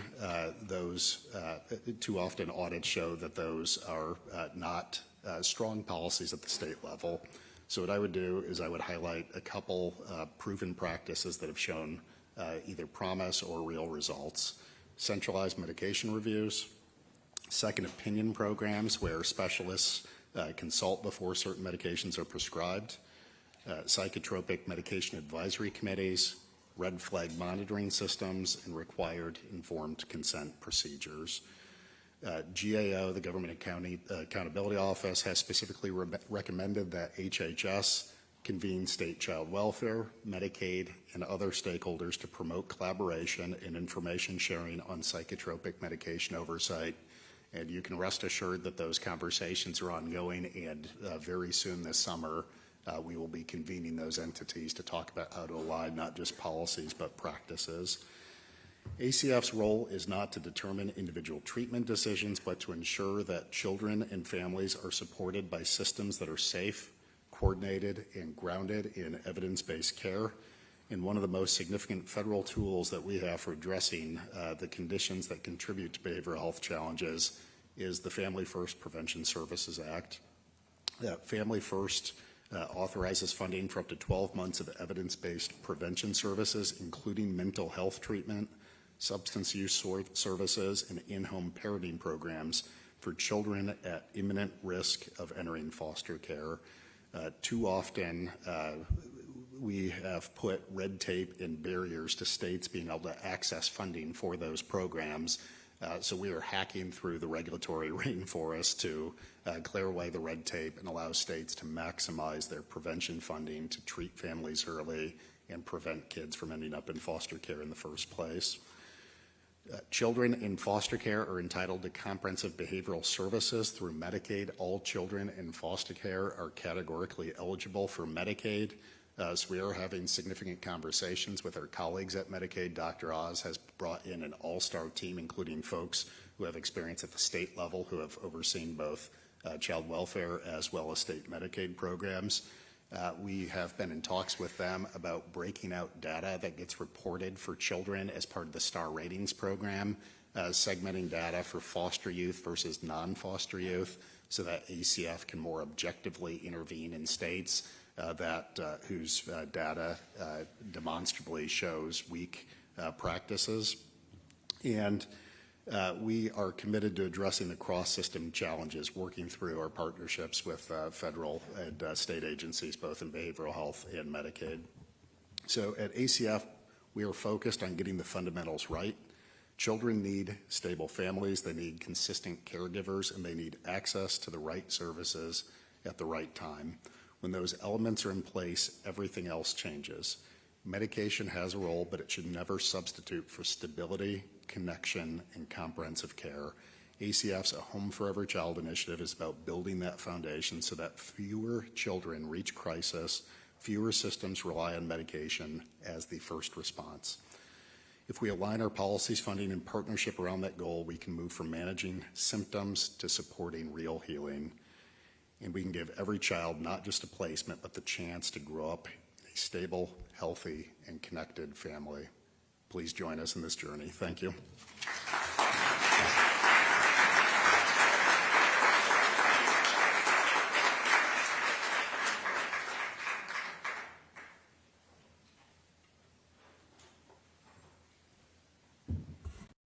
Thank you. Please welcome Laura Delano, founder of Intercompass Initiative.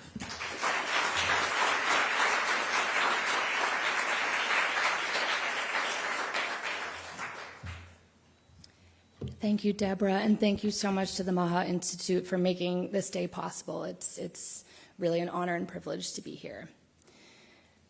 And thank you to Admiral Christine and Assistant Secretary Adams, and of course Mark for your opening remarks. It means a lot to me to be up on stage with you all. So my name is Laura Delano. I founded Intercompass Initiative nearly a decade ago to help people make informed choices about taking and safely tapering off psychiatric drugs. My decision to start ICI came after I realized that my parents and I had never actually made a truly informed choice about any of my 14 years in the American mental health industry. I grew up on psychiatric drugs, accumulating an alphabet soup of diagnoses through my teens and 20s. Over those years, as I carefully complied with my treatment, my physical health, creativity, sexuality, relationships, connection to God and nature and meaning and purpose, all of it was overtaken by medicalization. I became a list of symptoms to be managed. During those psychiatrized years, as I like to call them, I was in endless therapy and admitted myself to many programs and hospitals. I was on 2 meds, then 3, then 4, then 5. Along the way, life fell apart.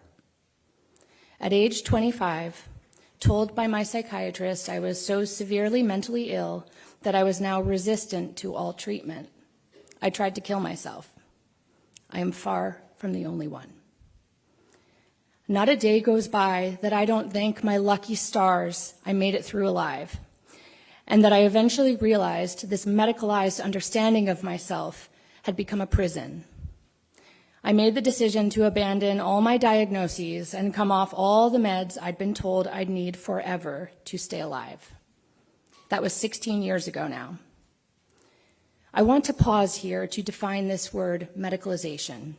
Since this day, and the mandate of HHS under the leadership of Secretary Kennedy, is about addressing that we are doing far too much of it.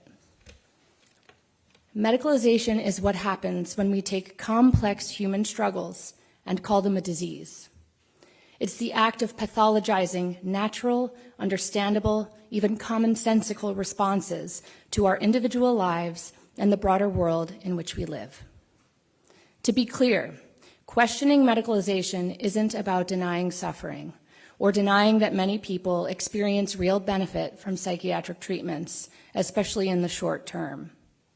It's about asking what our culture has sacrificed by telling generations of Americans that being human is a disease. Millions of our young people now grow up convinced something is wrong with them. They've been taught to take their despair and self-doubt and loneliness, their shame and obsession and alienation, their struggles in friendship and romance, their fear and angst and grief, and translate all of these experiences into symptoms of incurable brain pathology requiring lifelong pharmaceutical use. They've grown convinced, like I once was, that their life's main purpose is symptom management with endless pills and therapy and programs. They are convinced the only way the depth of their pain can be seen, understood, and validated is through medicalizing it. They are convinced the only people qualified to help them are those with letters after their names. And when they've done all this, and their dysfunction and disability have only worsened, they're told this means their illness has progressed, that the reason their psychiatric treatments aren't helping is that their brain disease is just too far gone. This is a story of hopelessness, and it's a story that I and countless others have grown up believing in deeply. 50 years ago, the philosopher and social critic Ivan Illich warned of the deep harm caused when a culture becomes overly medicalized. What he called cultural iatrogenesis occurs when health professions inadvertently, quote, destroy the potential of people to deal with their human weakness, vulnerability, and uniqueness in a personal and autonomous way, end quote. We are now living with these consequences. Tens of millions of Americans are convinced that their suffering is a sign that they are permanently broken, rather than a signal about the world they're trying to live in. A world of screens and social media, broken sleep, too much stress, too little sunlight, too little movement, too little real food, too little solitude, too little face-to-face time with others in local, meaningful community. Nearly 1 in 4 adults has a psychiatric diagnosis. 40% of high schoolers report being persistently hopeless, with 9% attempting suicide. Suicide rates have climbed sharply across nearly every age group since the late 1990s.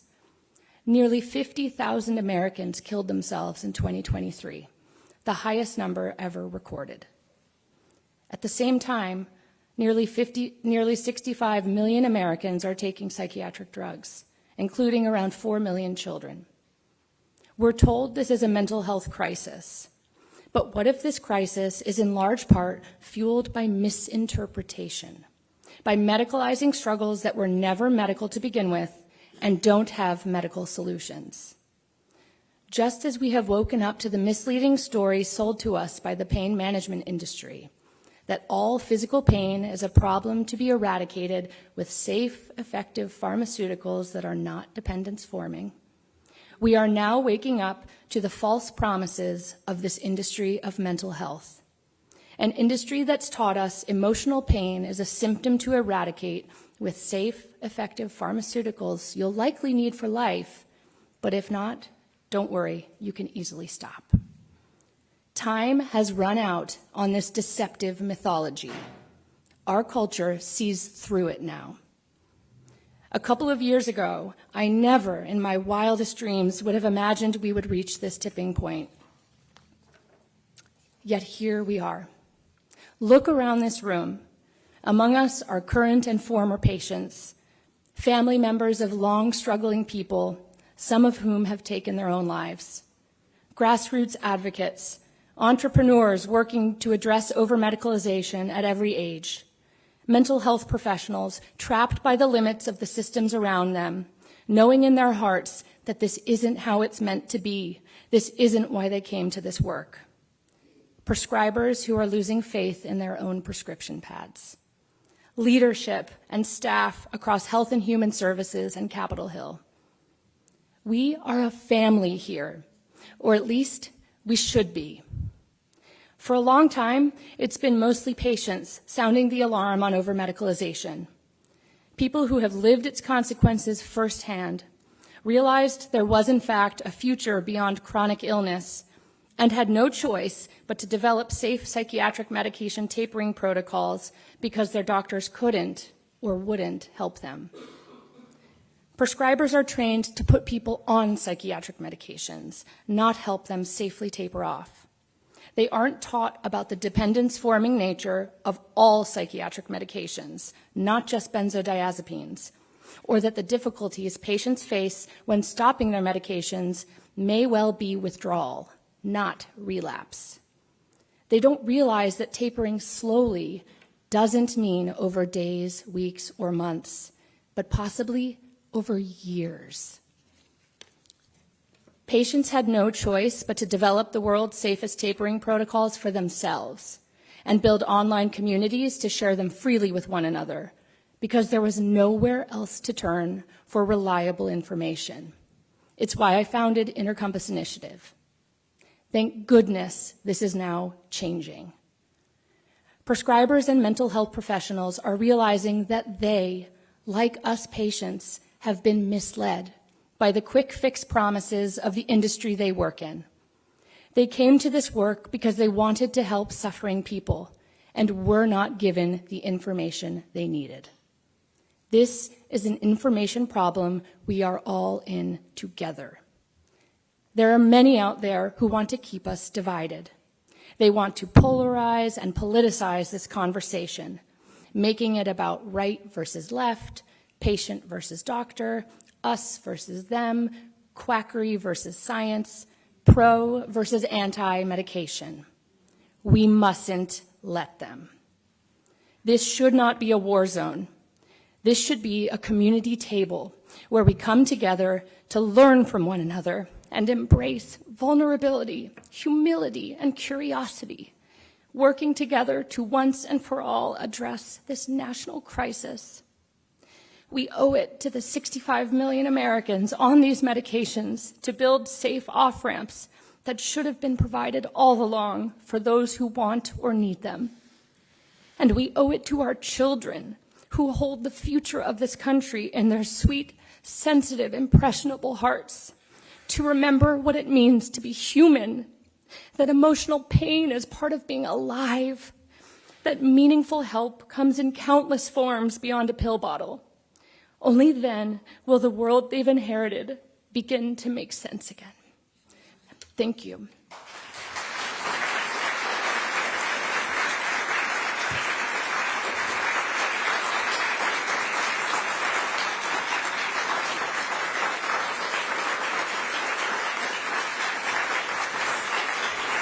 Thank you, everyone.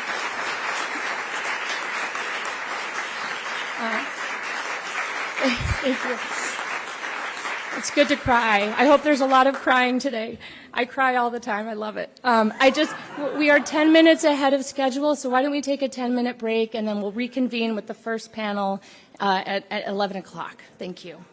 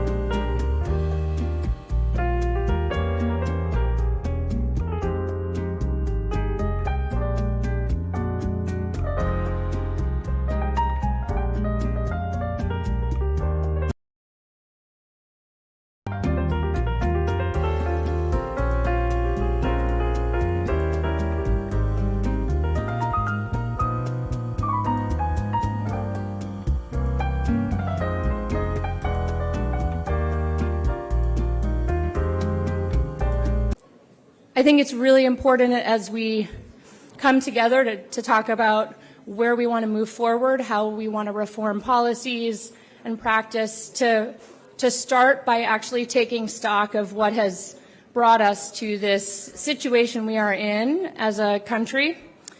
And I can think of no better three colleagues and friends to tell that story to this summit. And I'm just going to read their bios, and then each of them is going to we'll start by sharing their own prepared remarks, and then we'll move into some questions. So David Cohen, PhD, MSW, has studied medicalization of children's problems, iatrogenic harms of psychotropic drug treatments, cultural factors driving psychoactive drug policies, and sparse accountability for coercive psychiatric care. He asks whether the sharp but non-scientific divide between approved and illicit drugs obscures their shared psychoactive effects and undermines sound and comprehensive harm reduction policies. He's authored or co-authored over 130 publications, 11 books, including Mad Science and Your Drug May Be Your Problem, and created award-winning tools like Critical Think RX to help child welfare practitioners make informed choices about psychiatric medications.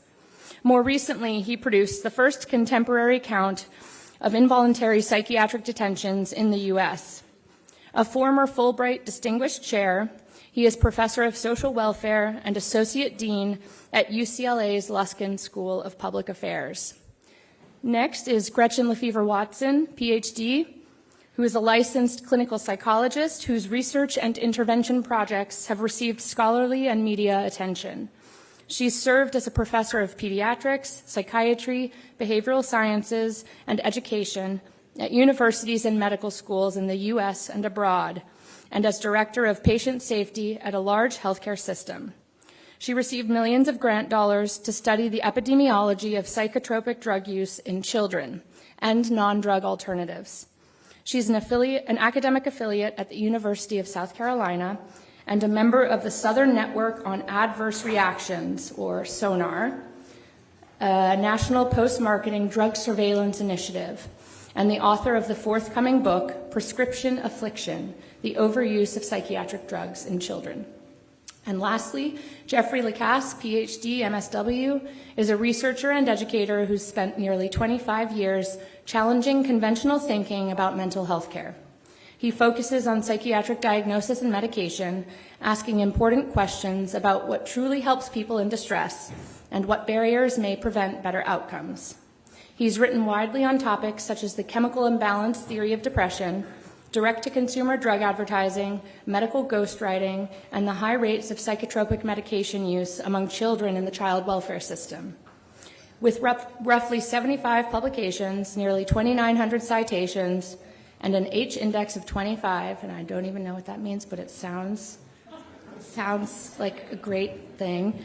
His scholarship has helped spark vital conversations about evidence-based, humane approaches to mental health. Dr. Lacasse has received approximately $500,000 in research funding, including projects evaluating medication education programs for child welfare workers. Above all, he's committed to bridging research and policy so that people experiencing mental distress receive support grounded in solid science and genuine compassion. So I was thinking, as I mentioned, each of these panelists will share prepared remarks to kick us off, and I'd come to them with this question and ask them to share their thoughts about it. Over the past several decades, we've seen sharply rising rates of psychiatric diagnosis and long-term psychotropic medication use across all age groups. At the same time, many indicators of mental health outcomes, especially for children and young adults, have not improved and in some cases have worsened. Each of you has studied different pieces of this story. How did we get here? What are the key historical, institutional, and structural forces that have shaped today's dominant approach, and what have been the consequences? So David will kick us off. Thank you. Thank you very much. So So it's an honor to be here and to succeed people who have, this morning we had a panel of exemplifying harm. That is the first outcome, really, of any system after it matures. It no longer works and it begins to hurt. So we saw that. So it's a piece of the puzzle that we'll have to put together, but that's what we got. We got tales, narratives of harm. People get hurt. They don't just get help. All healers know. First, do no harm. It's there. So we heard it. That's part of the picture. The second picture is the drug industry. We got this amazing speech from Mark Gordon. Straight out. This is it. That's what it's about. So we don't have to put it together now, but it's a data point. We'll assemble it eventually. So I'm delighted to follow that. I just want to give you a little historical background for the U.S., but elsewhere. As Laura defined it, but maybe more, medicalization means to define a problem that's looked at from a social point of view, a moral point of view. What do I do? How do I live without hurting others? If I'm in conflict with them, for example, my family, for example. A legal problem. How do I live in this society according to the laws and public order? An existential problem. What does it mean for me to be me? An interpersonal problem. How do I get along with these people whom I depend on, who depend on me, etc. We look at these kinds of problems and we reframe them or define them as a medical problem. And therefore we look for or we use medical means like diagnoses, treatments, public health methods to address this problem. That's what medicalization means. And it starts about 400 years ago in the West, as it moves from an age of faith to an age of science. We start to look for actual mechanisms behind unseen forces that ecclesiastical authorities tell us are the workings of the divine or the workings of spirits. And it kind of works for us because we seem to know more. It helps a bit better. And that's, for example, maybe one of the first examples of medicalization that many centuries ago was when we began to redefine people who had committed suicide from sinners to mad people. That is, people who were suffering from a disease that had robbed them of their free will.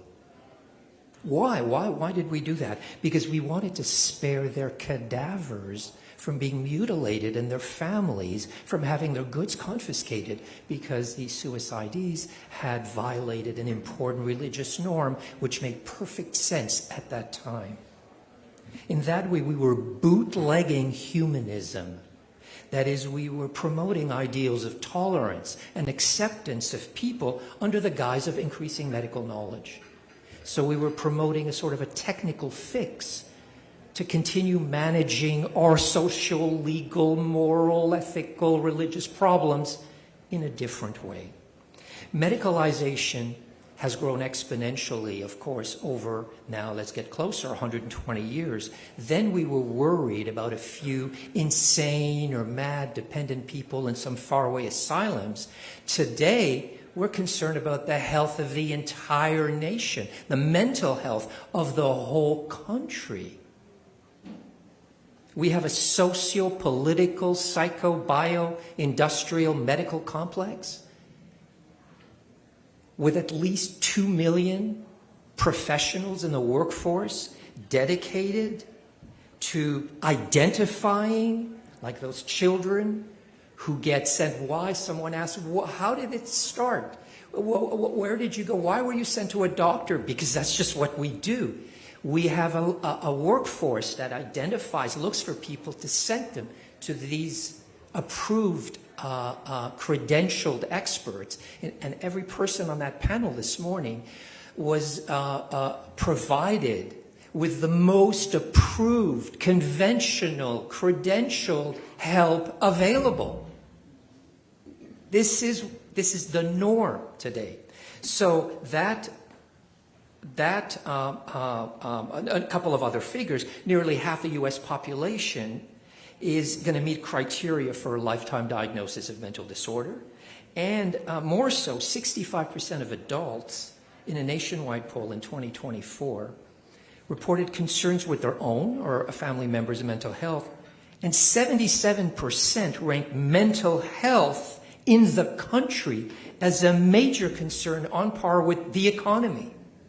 So what does that mean? This is it. We are in the late advanced stage of medicalization in our society, where mental health framing into everyday life is just what it is. It's just, this is the way it is. We can't quite see that we've shifted into something from something else. We're deeply in it, and we are stuck in it for now. We have no other words to even speak of the concerns than mental health language.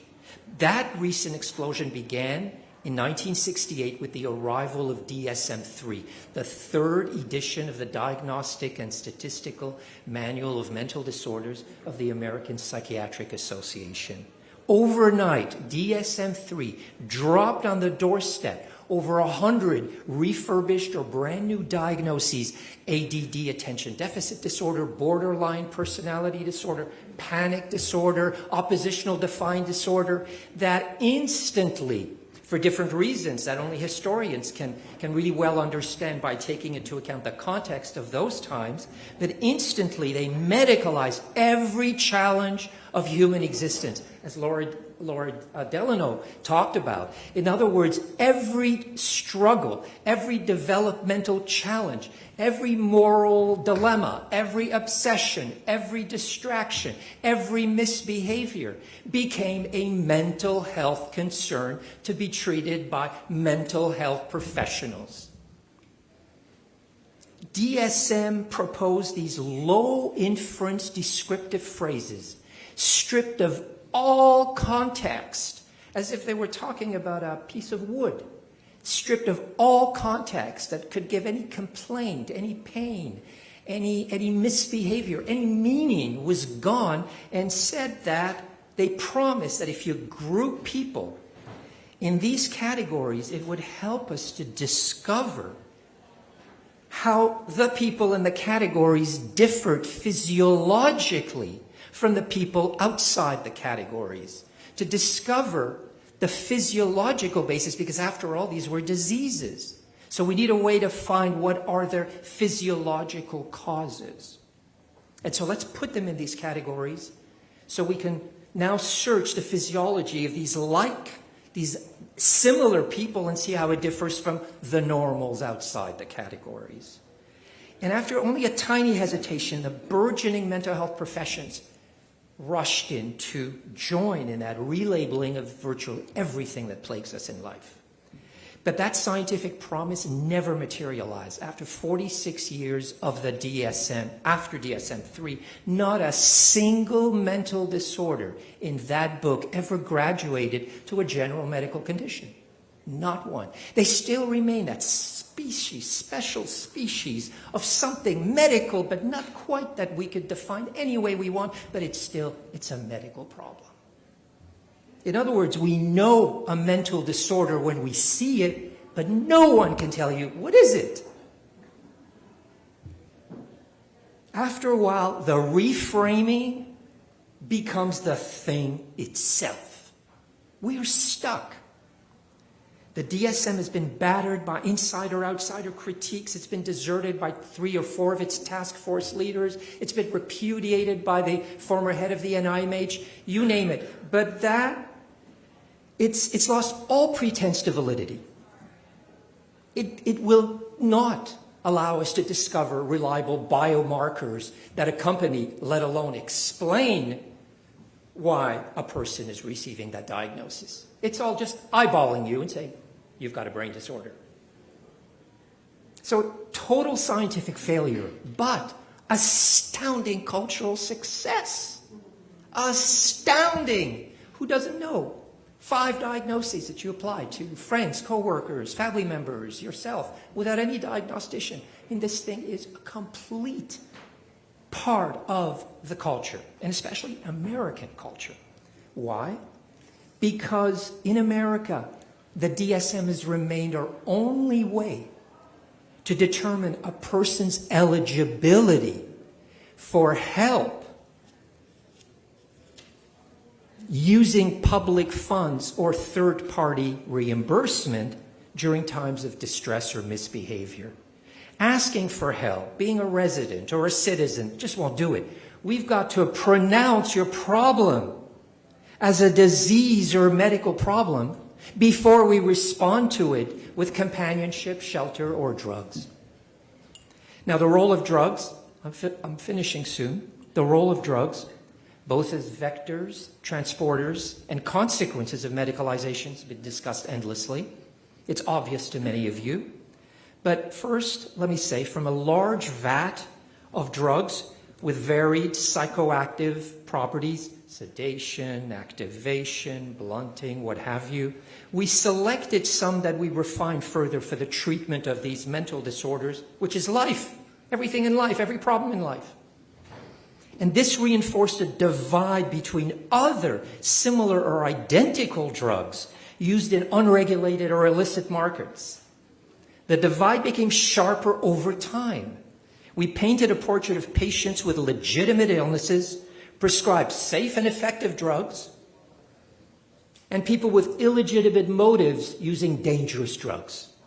We went to every length to uplift prescribed psychoactive drugs as conventional medical remedies, neutral, standardized, no whiff of undesirable psychoactive effect, no dependence, no withdrawal, certainly no pleasurable properties that might lead you to divert them or anything like that, just guided missiles to malfunctioning brains. And the more we emphasize that imagery with each new crop of prescribed sedatives and stimulants and soon-to-be hallucinogens, the more we had to medicalize what was being medicated. And I believe that goes a really long way to explain that absolutely unwavering commitment in biological psychiatry to view any personal problem that doesn't remit easily as a serious biological disease. That's over-medicalization. Thank you.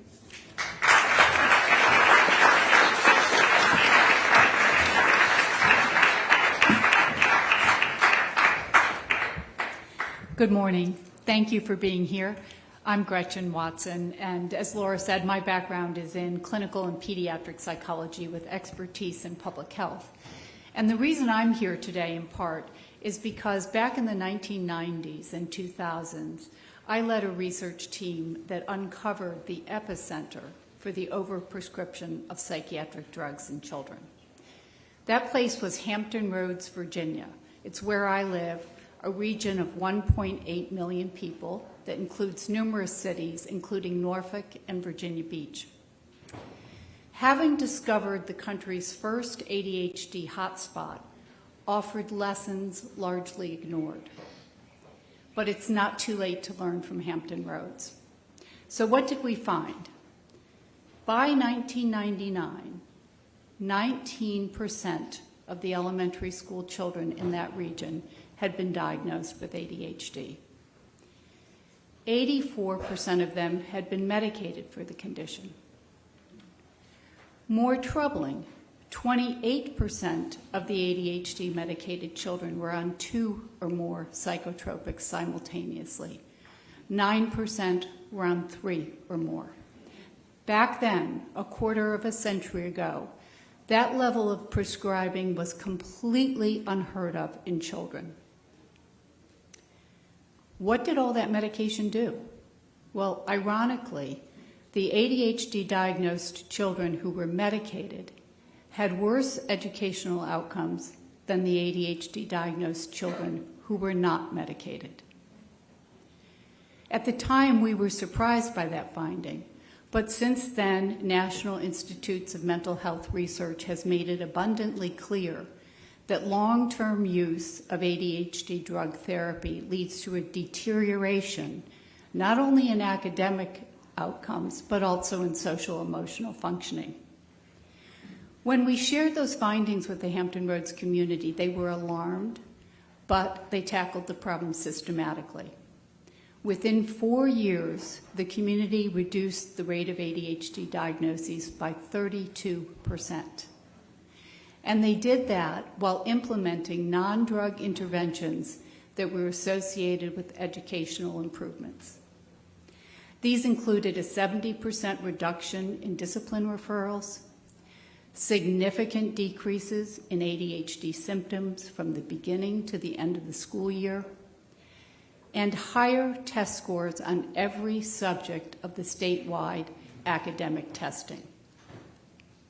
Unfortunately, that work was sidelined. Since then, that localized problem of psychiatric overtreatment has become a national crisis. Today, 11% of American children, more than 11%, have been diagnosed with ADHD. And while that average is too high, there are many places within our country where the rate is still higher and on par with what we observed in Hampton Roads 25 years ago. As for Hampton Roads, things haven't gone well. In 2022, it had to open a psychiatric hospital for children to contend with the continual uptick in psychiatric emergencies and police reports of violence among children treated for mental health problems. In 2023, the region made national headlines when an ADHD medicated 6-year-old went to school and intentionally shot his school teacher. Once large numbers of children were medicated with stimulants, the barrier came down to using other drugs to treat them. It wasn't long before it seemed reasonable, even responsible, to reach for a prescription to deal with anxiety, sadness, irritability, or trouble sleeping. While psychiatric drugs can suppress certain behaviors over the short term, they are rarely effective long term. And as you've been hearing, when used for more than a few months, any psychiatric drug can and usually does induce physiological dependence. So when stopped, the withdrawal symptoms can be worse than the problems for which the drug was first prescribed. And unfortunately, clinicians commonly misinterpret those symptoms as evidence of a worsening condition or the emergence of a new condition, as we heard so clearly this morning. This pattern of prescribing medication to treat the effects of other medications is known as the prescribing cascade, and it accounts for a significant portion of children in this country who experience psychiatric emergencies.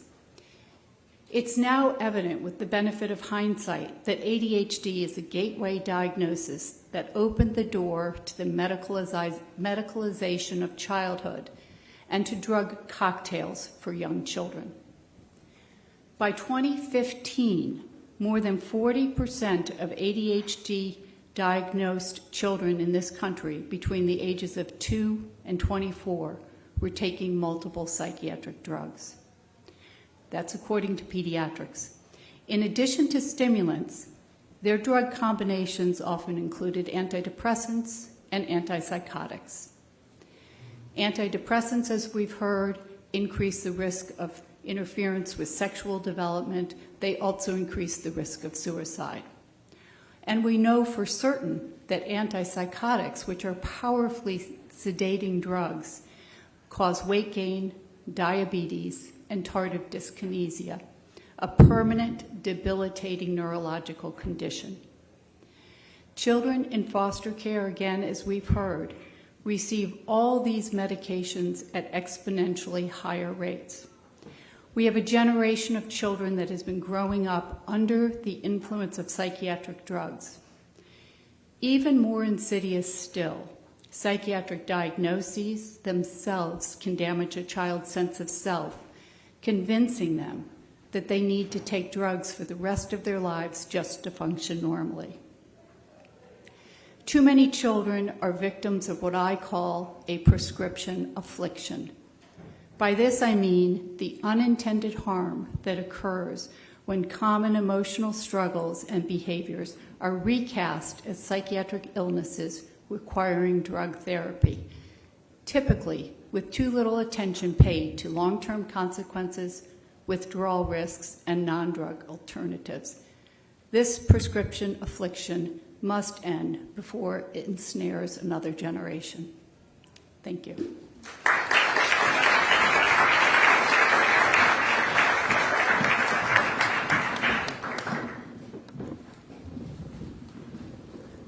Good morning. I'm Jeff Lacasse. I'm a research fellow at the Intercompass Institute and an associate professor at Florida State University. I have been obsessed with the idea of chemical imbalance, which came up through both Cam and Lauren, for about 26 years. And I'm hopeful you won't find my obsession to be worthy of being medicalized, because I've been truly obsessed with this idea. I might have had some friends and romantic partners that thought I was a little too obsessed with the idea of chemical imbalance. Following DSM-3, which David Cohen mentioned and talked about so well, the other idea that paired with this to really send us down a road of full-blown medicalization, in my opinion, is this idea of chemical imbalance. And one of the chief events that fueled that will be the FDA approval and release of the drug Prozac. And if you're Gen X or older, you probably remember that vividly. If you're not, I'm going to just describe that context a little bit for you.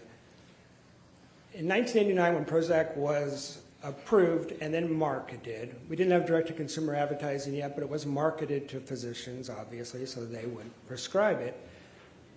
Companies like Eli Lilly, Big Pharma, and its other allies reshaped not just how we would think about a specific antidepressant, or the marketplace of ideas around the treatment of depression, but the very idea of who we were, what feelings were, and other existential topics, I think David would say, that were being medicalized for corporate profit, basically. And importantly, Prozac was not just marketed as a psychoactive medication that might help your symptoms of depression or improve your quality of life to some degree.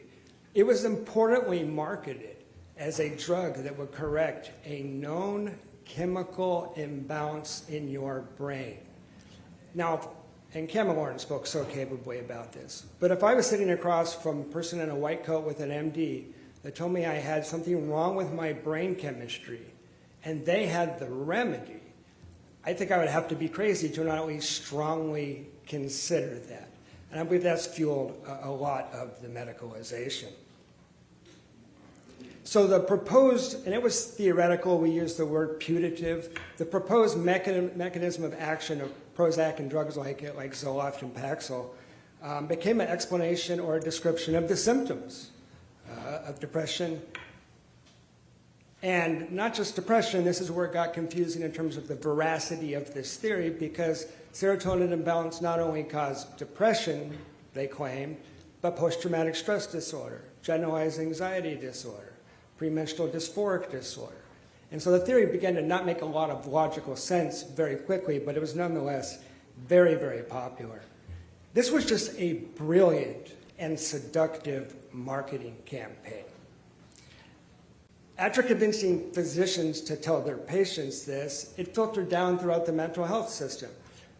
Perhaps the reason I'm so obsessed with this idea and have written papers, critiquing it and discussing how we might actually talk to patients about their problems, was that when I worked in a state mental hospital, I told my clients that taking Prozac was just like taking insulin for diabetes.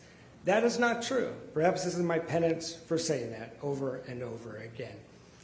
We get direct-to-consumer advertising in the late 90s, which is just the perfect storm to spread this idea even further. Many of you will remember the Zoloft advertisements with the miserable ovoid creature bouncing around and whimpering until his or her serotonin was corrected by the drug. What makes this an interesting case example, if we're going to talk about psychiatric science and how we got here, is those Zoloft ads are inconsistent with the psychiatric textbooks at the time they're being aired. The serotonin theory is said to be falsified, or at least at best an implausible hypothesis in the literature by the late 90s, early 2000s. but it continues in clinical practice and guides decision-making. It also guided entire cultural narratives, I would say. I recently rewatched The Sopranos, and I came across a scene where Tony Soprano is explaining to Chrissy, his lieutenant, that since he's down and sad, he probably has a chemical imbalance in his brain. So this narrative really overwhelmed alternative theories and hypotheses. So it's pretty well known at this point that this theory was implausible, and probably we never had any good reason to believe this theory if I'm to give you the short, strong version of it. We could debate about when we became aware of that. There are some academics who would tell you by the 1970s we should have known there was nothing to this theory. NIH did very important research in the 1990s that seemed to falsify it.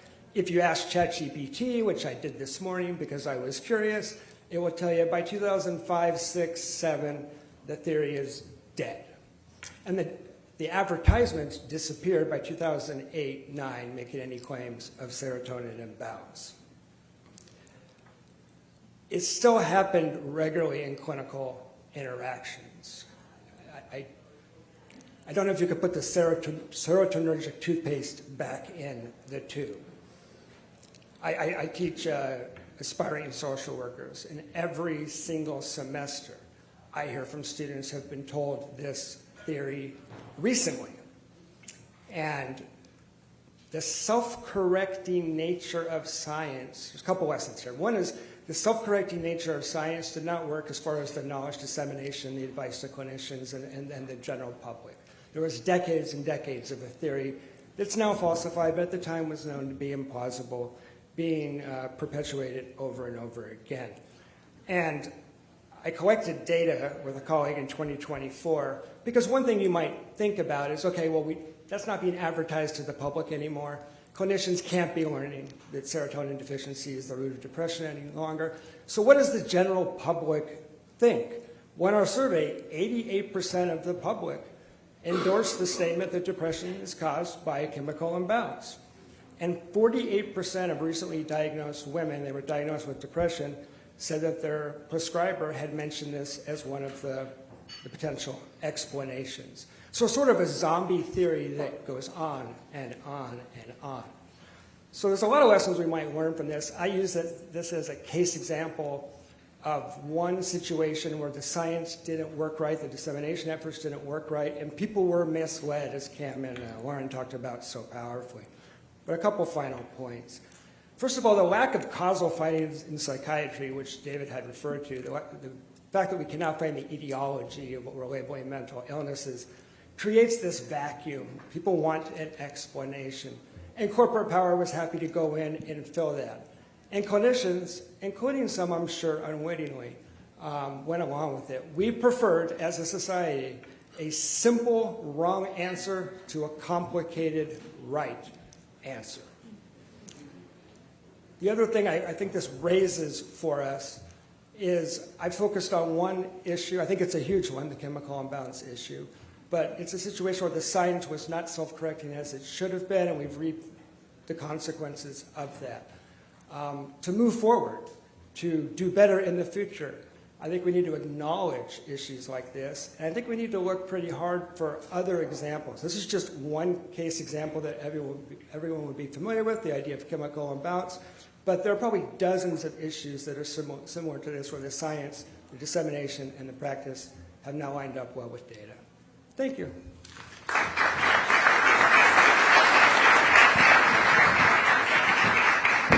Thank you, David, Gretchen, and Jeff.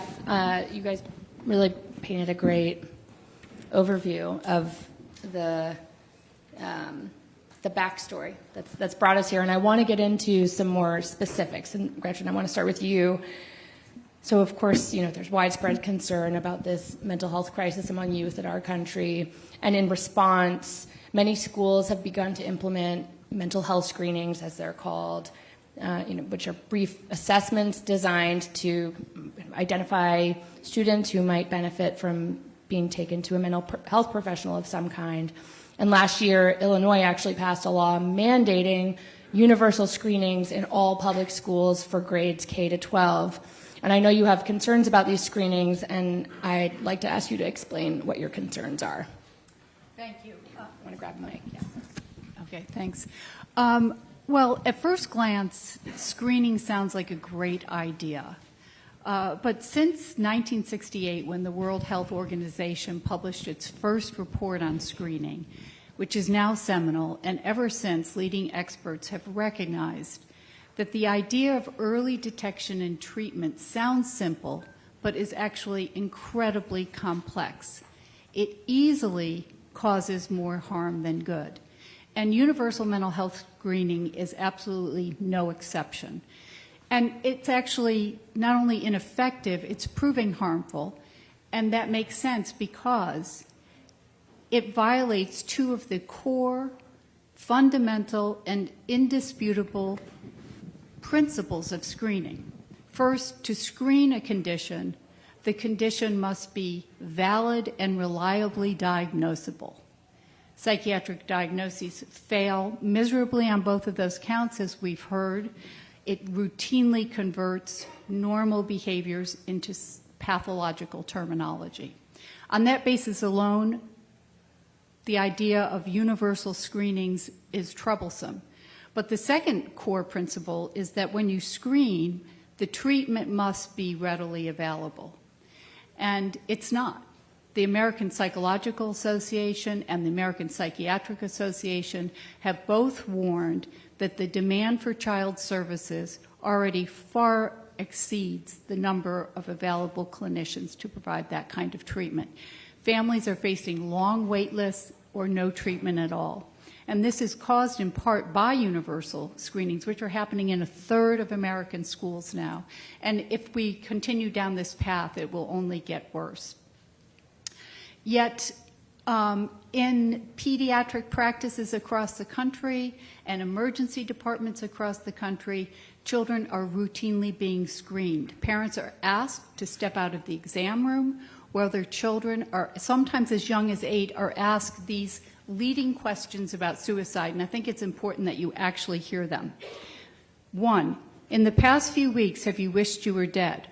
2, in the past few weeks, have you felt that you or your family would be better off if you were dead? 3, in the past week, have you been having thoughts about killing yourself? 4, have you ever tried to kill yourself? If yes, how? When? 5, are you having thoughts of killing yourself right now? If yes, please describe. Those self-harm questions are incorporated in universal school-based mental health screenings, along with questions about anxiety and depression and general mental health. So let me read to you some of the general mental health questions. How often have you felt that you have something important to contribute to society? What strategies have you found helpful in managing your mental health? Now, as an 8-year-old, how would you have answered those questions? How about at 13? I can assure you as a young student, I was not thinking about my contribution to society, nor about managing my mental health. And I don't think it's really healthy to be asking young children to think in those terms. In fact, you've got to wonder if these questions aren't planting confusing ideas in young children's minds, priming them for anxiety and depression. Regardless, research has shown that school-based universal mental health screenings identify 90% of the children they identify as at risk are actually normal. So this leads to unnecessary diagnosis, treatment, and harm. And I want to mention Teen Screen. It's one of the most popular screening instruments out there. It's highly controversial, yet it's been used in 43 different states.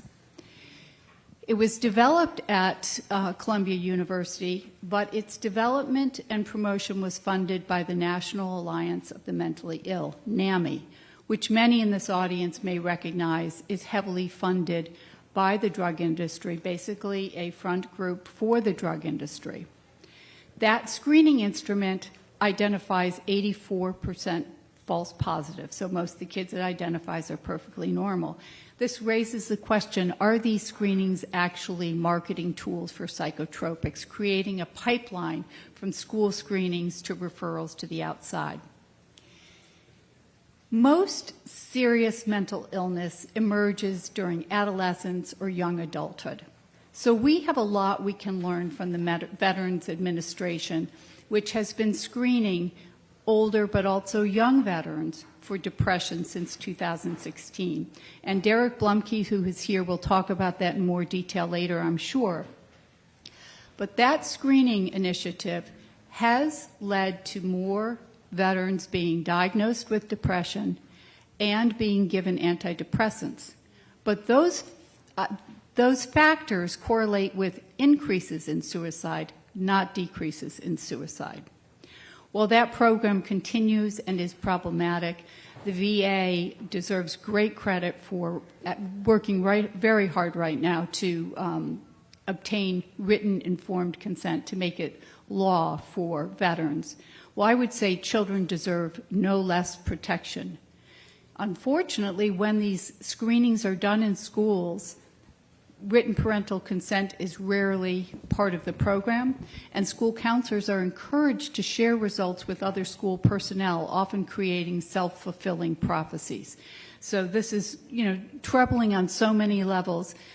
And a 2025 review found that school-based screening is largely not beneficial at all, 0 to no benefit, but the few benefits that are reported are process measures, things like the number of children referred for services, not actual improvements in mental health outcomes. So screening is not prevention. It does not address root causes.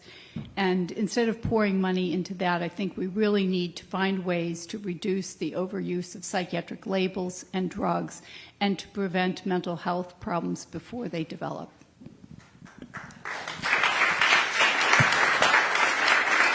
Thank you, Gretchen. Jeff, is there anything you want to add? Yeah, quickly. I think we need to realize that diagnosis and treatment are not always automatically and unmitigated good. They're often used as proxy measures for something positive. It's way more complicated than that. We also need to acknowledge the bias in the system overall, and this is whether it's the media, the mental health system, just the general narratives around mental health care. Positive outcomes are overemphasized and sometimes exaggerated. Harms, especially long-term harms, are omitted or minimized. That needs to be our frame for thinking about how everyone's thinking right now about mental health. But following up on what Gretchen said about the screening, I just want to talk about diagnosis for 1 second. After the kid is screened and sent to a clinician, then they then will use the DSM to diagnose that child. And the first panel, which I found so compelling and touching, their stories are not idiosyncratic in that mental health diagnosis is highly subjective. It's rare, statistically, that two independent clinicians will agree on a diagnosis for the same client. We have not been able to solve that problem. And Gretchen mentioned root causes. Couple examples for you. A child could live in a home where the parents get drunk and fight till 3 in the morning every night, and they can still be diagnosed with ADHD. The DSM does not preclude that. You could eat a diet that consists only of Taco Bell, and that will not be part of the DSM process. Now, there are good clinicians, that we have some in the room, that would think about these things and ask about these things, but psychosocial clinicians especially are not trained to think about diet, exercise. You could use social media 14 hours a day, and that's not going to be part of the formal DSM assessment. So once they've been screened, sent to be assessed, I know there are good clinicians out there, but as someone who teaches this process to students, I worry that that is a non-holistic, non-integrative diagnostic system we're using. Thanks, Jeff. I want to move to the research side of things. And David, the federal government, through NIMH, for example, has funded a number of studies evaluating the effectiveness of different psychiatric drug treatments. Have these studies contributed valuable knowledge in your estimation, or have they ended up actually playing a part in this over-medicalization crisis? The federal government certainly has been involved in funding evaluation studies of drugs, and, riffing off of Gretchen's point about the children, one of the famous studies I'm thinking of now is the MTA, multimodal treatment of ADHD study. Starts in 1992 and ends up almost a dozen years later with long follow-ups. Very interesting study. And the issue here is what is measured, what is considered to be what we pay attention to as a primary outcome, how is it measured, and then how is it reported later on? And maybe what is the role of the funder of the study possibly to kind of rein in or check what is said about the study? But essentially they enroll 500 children, they put them into 4 groups, randomly assign them to a ADHD, to a medication, stimulant medication. I believe at the time it was Ritalin, methylphenidate, and then a behavioral treatment group, and then a group that has behavioral and drugs, and then a usual treatment group, and they follow them for 14 months. Guess what? At the end of the first 14 months, the medication group has had the ADHD core symptoms and attentiveness, hyperactivity reduced. They were also measuring more social domains, academic functioning, parent-child relations. And when they looked at those outcomes, the behaviorally treated group was doing better. But because the study was proposed as really with the primary measure being the treatment of ADHD, so the symptoms, well, the takeaway headline was ADHD medication is a potent reducer of ADHD symptoms. And the rest sort of fell by the wayside a little bit. And then you had follow-ups 2 years later, 3 to 4 years later, up until the kids went into adulthood. By then, all differences between groups had vanished. Whether you'd been assigned a drug to begin with, or you were in behavioral treatment, or just usual treatment in the community, whatever that meant, it's just outside the study, you were really kind of doing the same. With the only difference, the kids who had started on the medication were about half an inch shorter. So that was really sort of the trace of it all. But what happens when you look at what the MTA really did? If you look at if you look it up on ChatGPT or Grok, you'll see that, it really confirmed for a generation of practitioners that stimulant medication reduces ADHD symptoms. And the other problems, the long-term outcomes, the child-parent relationships, the hostility, we find that those in the study, they were all associated with, what was the kind of social context you were growing in, and what kind of how severe was this problem when you began in the study. Those things just did not take, it wasn't so important to discuss them because, again, the study was presented as treatment of symptoms. And so that's kind of a takeaway message. I'm thinking of another one, more recent, but bigger, and that was the STAR-D study, part of a triad of major drug effectiveness, real-world interventions funded by the National Institute of Mental Health, looking at antipsychotics, SSRI antidepressants, and the bevy of different drugs we use for bipolar disorder. And if we focus on that STAR-D study, again, a study, they take 4,000 people recruited from general medical clinics, psychiatric clinics, and they bring them, and no control groups, we're going to submit them to a series of successive, sequenced alternatives of treatments to relieve depression, STAR-D, and expecting that the first wave would fail. And the first drug was citalopram, Celexa. That was the first wave. They put in 3,000 people. The findings first came out in 2006.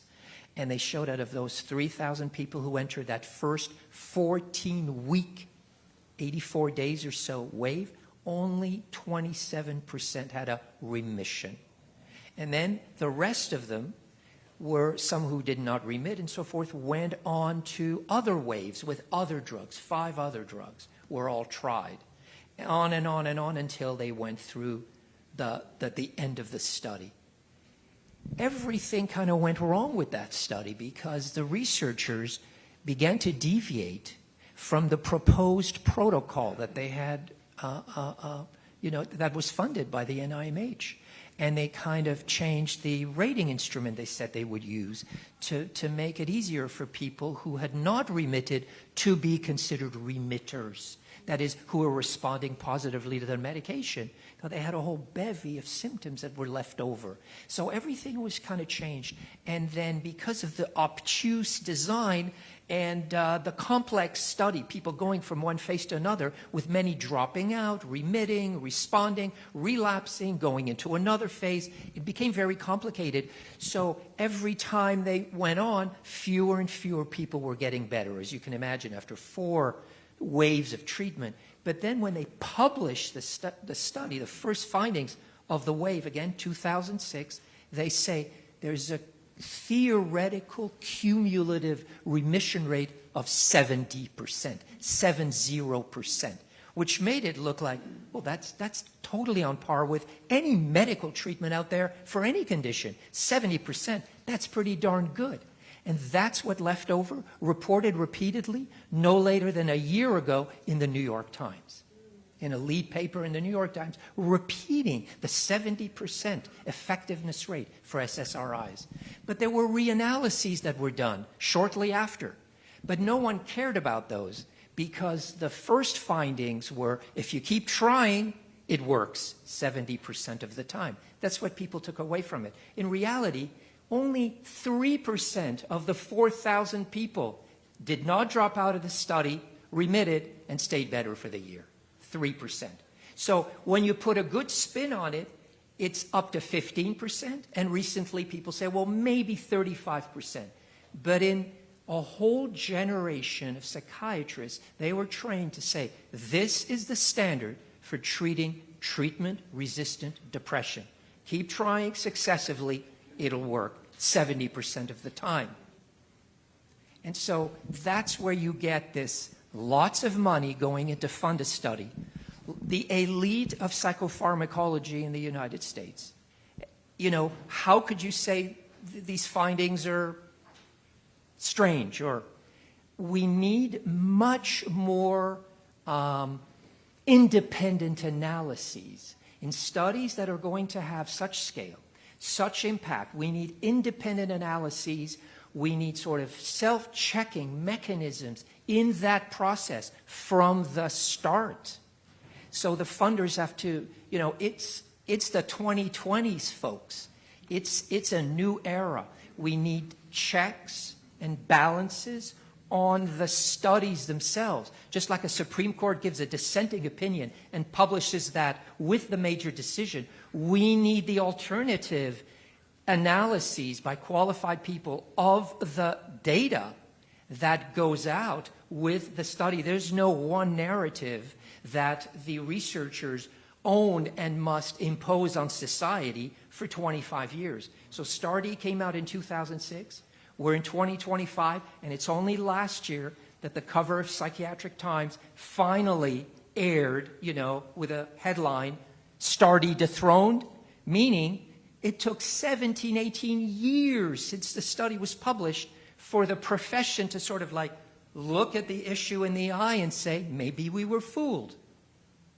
So it's beyond the science itself. It's the management of the science, of course, as we know, that makes a huge difference in this field. Thanks, David. And the end of your response there got to the last question I wanted to ask each of you. And before I ask it to Jeff and Gretchen, you know, to this idea of what do we need to do? What needs to be done to address the things you've mapped out? You talked a bit about how these independent analyses need to be funded and enabled. And I also wanted to ask you to share briefly with everyone about the role of withdrawal in general psychiatric drug research that you've discovered through the systematic review you did a few years ago. If you could briefly explain about that too and the issue there. Right, where to begin, but let me try to get at one point that's central. What's important here is the role of taking people off medications that has been prescribed to them. Yanking them off medication is central in psychopharmacology research. In other words, again, I'm going to repeat that, the intentional yanking people away from a drug that they've been habituated to for some time in a study is central to making inferences about whether the drug is effective for other people. I'm not saying it should be central, but it is. We think that, well, this is not done. You don't put someone on a drug and then take it off them abruptly in 2 weeks or the same day, switch it to placebo, unbeknownst to them, and then watch as they muddle about in big distress to then conclude, oh, look, relapse. It's a relapse of the disorder. And on that basis to then recommend to everyone else, keep your patients on medications because they'll relapse. So it's not, all I'm saying again in different words, it's not a mysterious happening. Studies sponsored by the pharmaceutical industry and other entities and approved by the FDA use the withdrawal, usually abrupt, as a central feature of the design of the studies. They know it could be withdrawal. They have instruments to measure withdrawal, to measure withdrawal. But they always conclude, 90% of the time, it's relapse. You wonder, they say withdrawal will mimic the symptoms of relapse. Withdrawal is severe. It'll cause all kinds of disruptions to your health, to your mental health, to your well-being. It looks like the problem you're treating, but when they see it, they say, no, it's not withdrawal, it's relapse. In other words, it's central for the industry to continue to say that the drugs are useful because they use removing people from the drugs as a central feature. And not only that, in the clinic now, forget the studies, then that's the darker side is now withdrawal is exploited in another way. In the clinic with your patient, you're going to say, no, it's not withdrawal. Withdrawal couldn't do that. In other words, we use withdrawal as a central feature to understand the effects of drugs. But when people are reporting to us, here's what it's doing to me, many professionals will respond, withdrawal has nothing to do with this. So it's this double-edged problem that hits the patients on medications. Thanks for explaining that, David. So we only have 3 minutes left. In the final minutes, Jeff and Gretchen, perhaps we'll start with you, Jeff. If in your estimation, what is one of the most important next steps that can be done, that should be done to address the things you talked about today? Yeah, in practical terms, there's a few things that could be done. You could de-link reimbursement from diagnosis and provide help to people without requiring a mental health diagnosis at all, as some localities have attempted. Also, you could integrate a stepped care model, which is the norm in many fields of medicine, such as orthopedics, where you slowly increase the intensity of the interventions and try to make them as uninvasive as possible. Question, how about you? I would say that we really need to raise awareness about this problem at the local level, because you saw what happened. You know, if I tell you more than 11% of kids in this country have ADHD, it's a big number. People shake their heads. It seems too high. But when you know what the numbers are for your own community, it suddenly matters to you differently.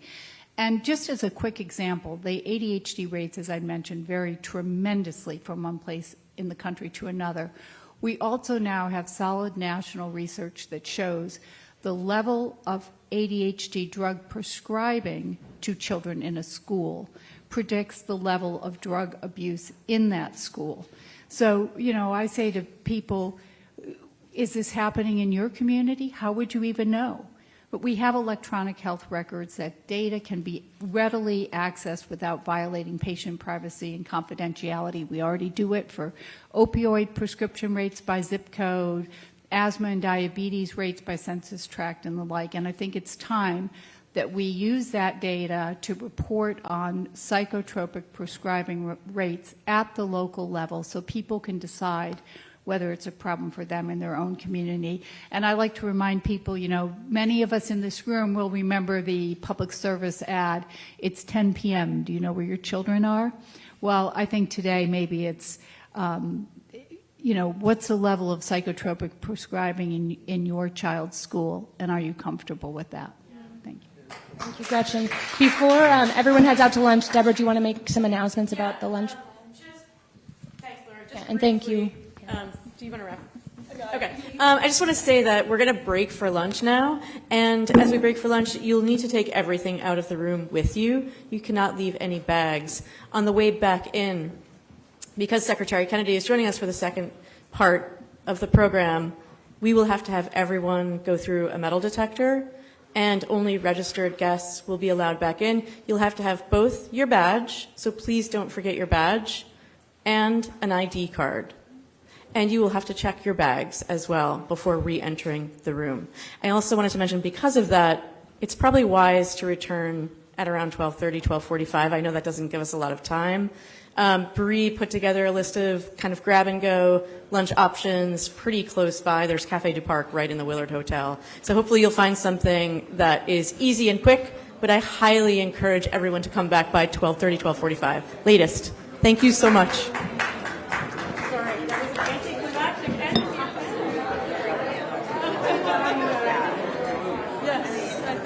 Fabulous, absolutely fabulous. Gretchen, I didn't know you were on staff at USC. So, hand up. Very good job. You have a hand up.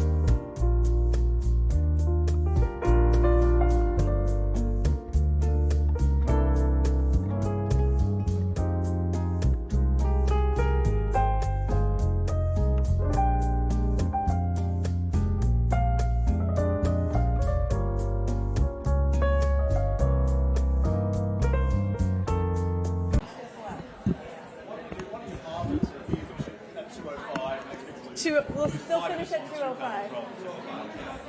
Hi, if everyone could find a seat, we're going to get started here in just a minute.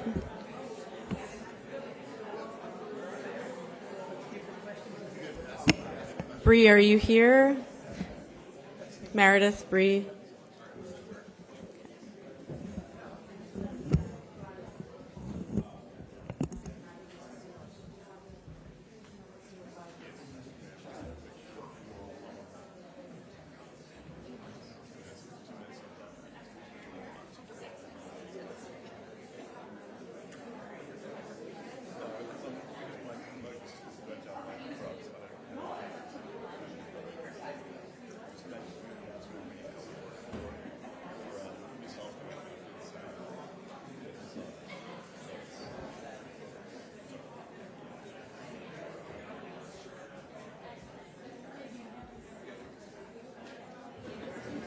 Is this, you can hear me? Okay. Hi, everyone. We're going to get started now, even though there are still folks coming in, just in the interest of time. Hope you all had a nice break and some food. So we're going to jump in now we're going to take a deeper dive into the psychiatric drug topic, and really, from this perspective of informed choice. What does it take to make it? What are the consequences when you don't have the information needed to do so?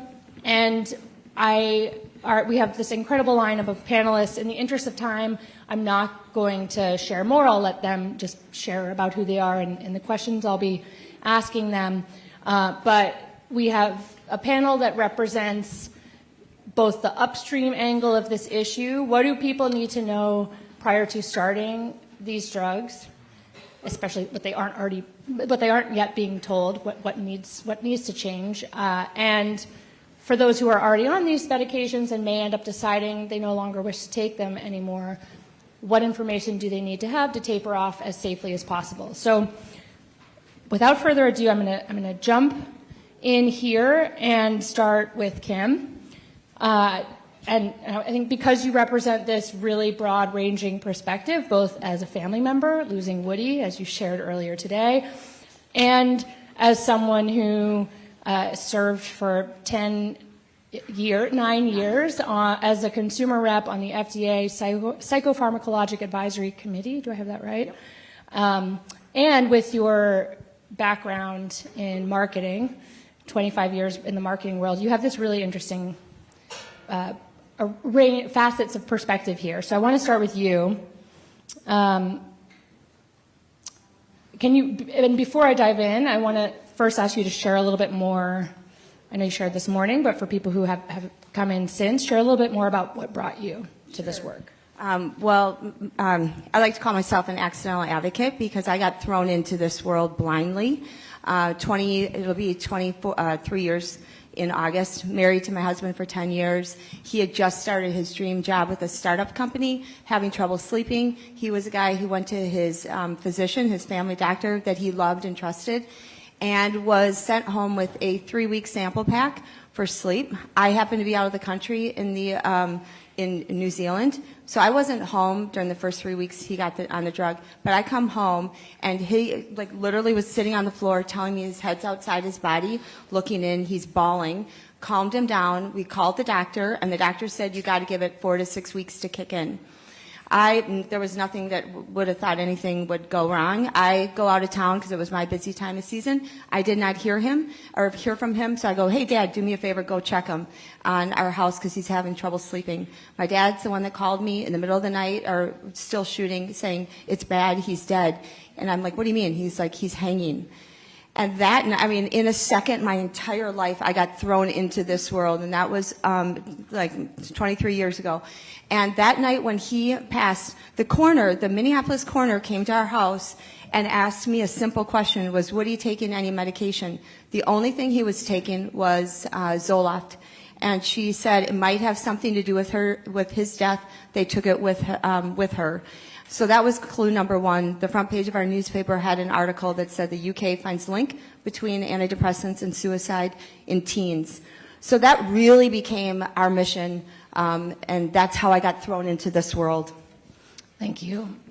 And I'm sure it's the same with you as it is with me. People ask, what do you wish you'd known before starting? What do you wish you and Woody had known? What do I wish my parents had known prior to starting a psychiatric medication? When you think back to that first appointment he had with whomever wrote him that prescription, and yeah, from this unique position you're in all these decades later, what do you think a truly informed choice would have looked like for him about Zoloft? Sure. So I would say number one, should that have been the first line of defense, given him an antidepressant? It wasn't even approved for sleep. So it would have been nice, hey, you're getting this drug off-label. We didn't even know what off-label meant, and that, for those of you, it means that it was never approved by the FDA for that specific reason. So that could have been number one. Then if he would have been told it was an antidepressant, he might have said, well, I'm not depressed. And we had no information on to be closely watched if there were any, changes in behavior. And I happened to, like I said, be out of the country. Nobody was watching him. So I think that in itself, and the idea that at this point, remember, we didn't have suicide warnings on it, but when we actually went and looked that night when the coroner said that simple question, we went and Googled Zoloft and suicide. We had no idea that the FDA had hearings in 1991 on the emergence, the title of the hearing, the emergence of violence and suicide with Prozac. And all those advisory committee members took money from pharmaceutical. So we had no information. And so I think this idea, really from the beginning, should have been like, is that the first thing? You're not sleeping. And it was an antidepressant. But I think the reality is I've met so many people in my decades of doing this work that didn't get it for depression. They're getting it for test anxiety, public speaking anxiety, even what you said earlier today about how it was for, approved for depression, and then it gets used for, all these different things that, I wish we would have known what we didn't know, and we also blindly trusted, and because the doctors, we've been told as a society that doctors know best. Thank you for sharing all that. And as you said, you went on to become really involved in getting the box warnings, what we often call black box warnings, for increased risk of suicide on the drug labels in kids, for increased risk of suicide in kids back in 2004, and then expanded to it also include young adults in 2006. And at the same time as in the time since those labels have been added, antidepressant use in children has more than doubled. From 2007 to 2021, the suicide rate among youth aged 10 to 24 increased by 62%, and the suicide rate among children ages 10 to 14 more than tripled from 2007 to 2018. The warnings are on the label in large part because of your advocacy work, but why aren't they reaching prescribers and parents and patients in a way that actually changes behavior? I'm curious what your thoughts are on that. Yeah, well, it's very interesting. Black box warnings, I think there's this kind of, it's almost because I blame a little bit of my industry advertising with the drug. Everything, causes suicide. If you think about, we've become so desensitized, number one. So I think that is an issue. But black box warnings, if your doctor doesn't explain what that is, they assume that the pharmacist is going to tell you. And so I don't think there's ever even a conversation about suicide or the side effect that leads to it, akathisia.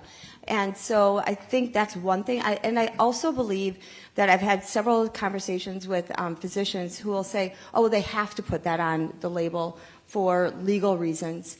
And they don't even understand it. And so when I look at the black box warning, and I bring this binder because this were all documents. I did have a big lawsuit against Pfizer where we got a bunch of information out, not my information about Woody, but the company's information and the drug company and the FDA, that they've known about this and have not told the public. And so I think there's this, we need to have another whole conversation because we worked really hard to get those warnings. And I will say this, that the drug doesn't know. I think we're losing a lot of common sense in this world, that you're 24 today, but tomorrow you're 25, so you're no longer at risk.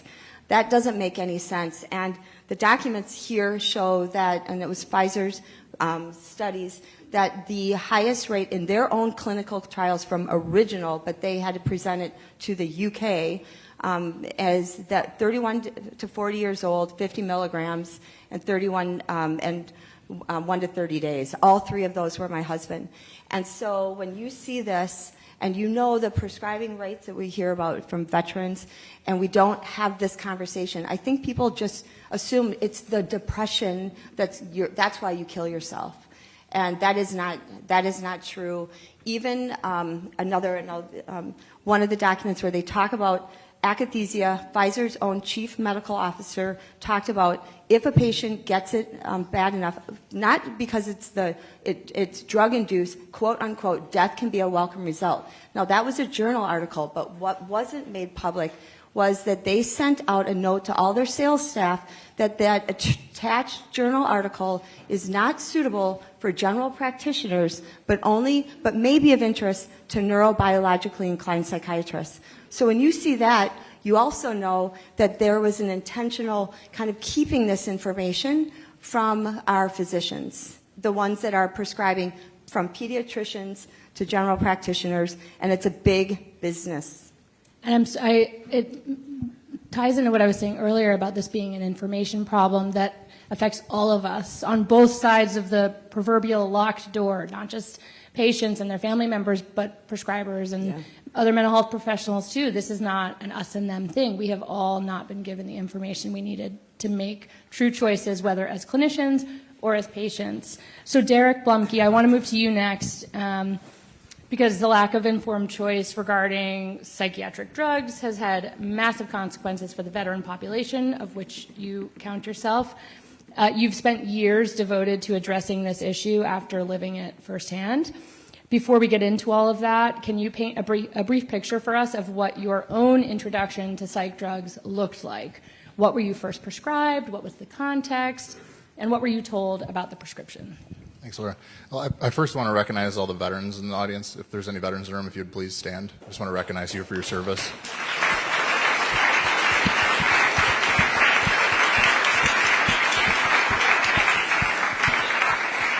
And I also want to recognize the families, the surviving families who lost loved ones as well.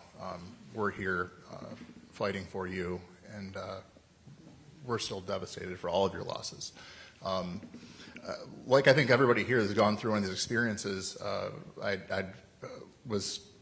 long story short, I went in the military to high school, did 6 years in active duty, deployed 3 times, first 2 to a place where there was we'd later learn chemical weapons and yellow cake uranium. We would not know that for another 18 years.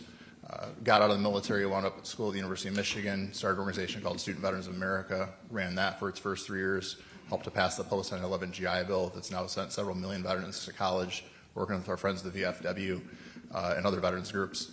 I was having a rocket ship of career. I got recruited to run a national mental health program for the VA, did that for about a year and a half, moved to New York City, I got into tech startups, and it was around that time I was starting my own technology company. I got behind in my classes. I was doing a full-time MBA course load. And instead of, when I went to the psychiatrist, remembering, hey, I got diagnosed with ADHD as a kid, maybe this is still an issue, maybe this is what the problem is, instead of the psychiatrist saying, Derek, you're starting a technology company, raising venture capital, and going to college full-time and doing an MBA course load. Pick one. You can't do both. And instead, started with Adderall, then not long after, Ambien, because I couldn't sleep, transferred my care to the VA at that time, a couple other meds were added, 6-drug cocktail at that time, and my company comes undone, all my relationships come undone, one of my best friends hauls me back to Michigan in a U-Haul, and I end up bouncing around the VA's definition of homeless, the story, bouncing from Airbnbs, crappy hotels, always wondering if I'm going to have enough money to put gas in the tank. That was the biggest fear.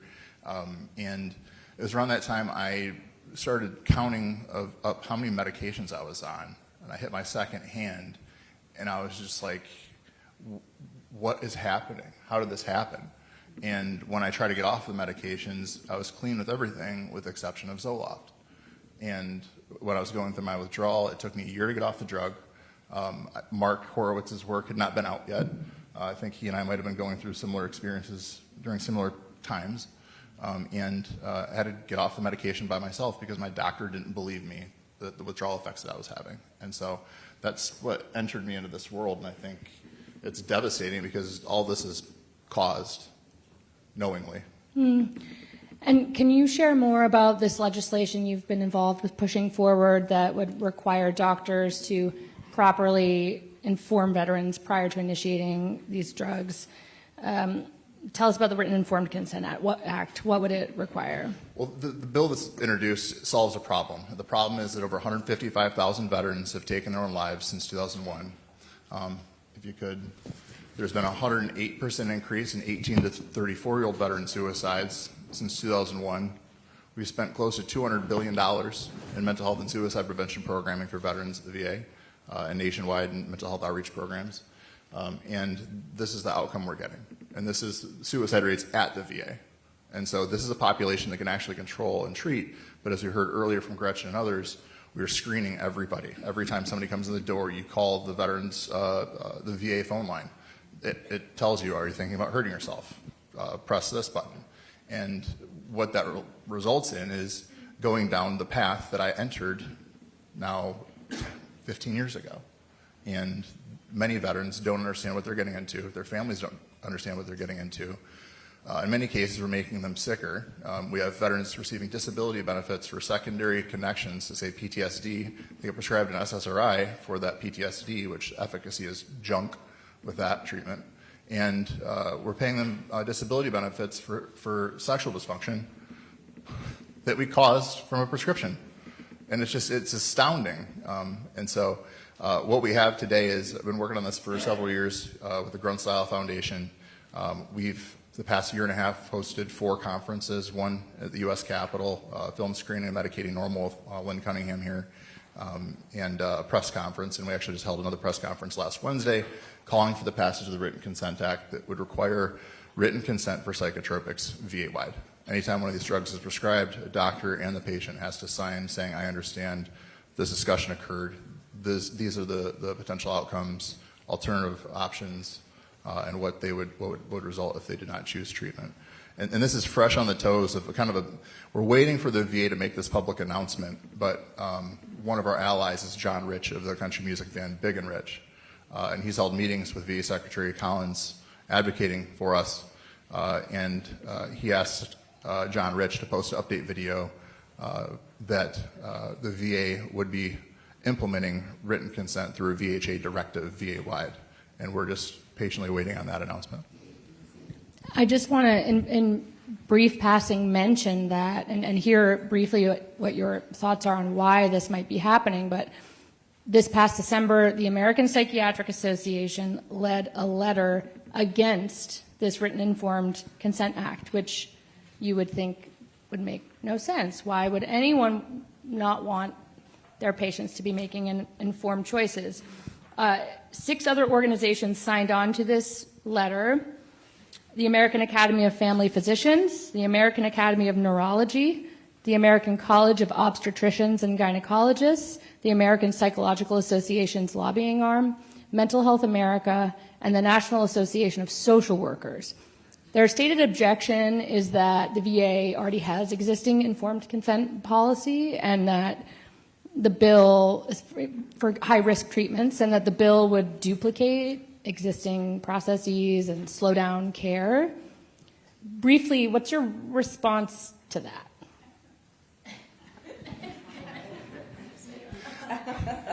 I mean, I don't want to say they've been helping to kill veterans for 20 years or so. I don't want to say that out loud. Did I just say that out loud? The reality is that the VA's Office of Inspector General has done multiple inspections, investigations.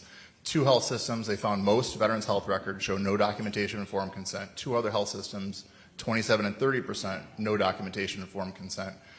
They also have examples of OIG investigations to individual deaths. Young man, Hunter Whitley, 23 years old, prescribed 2 different psychiatric medications.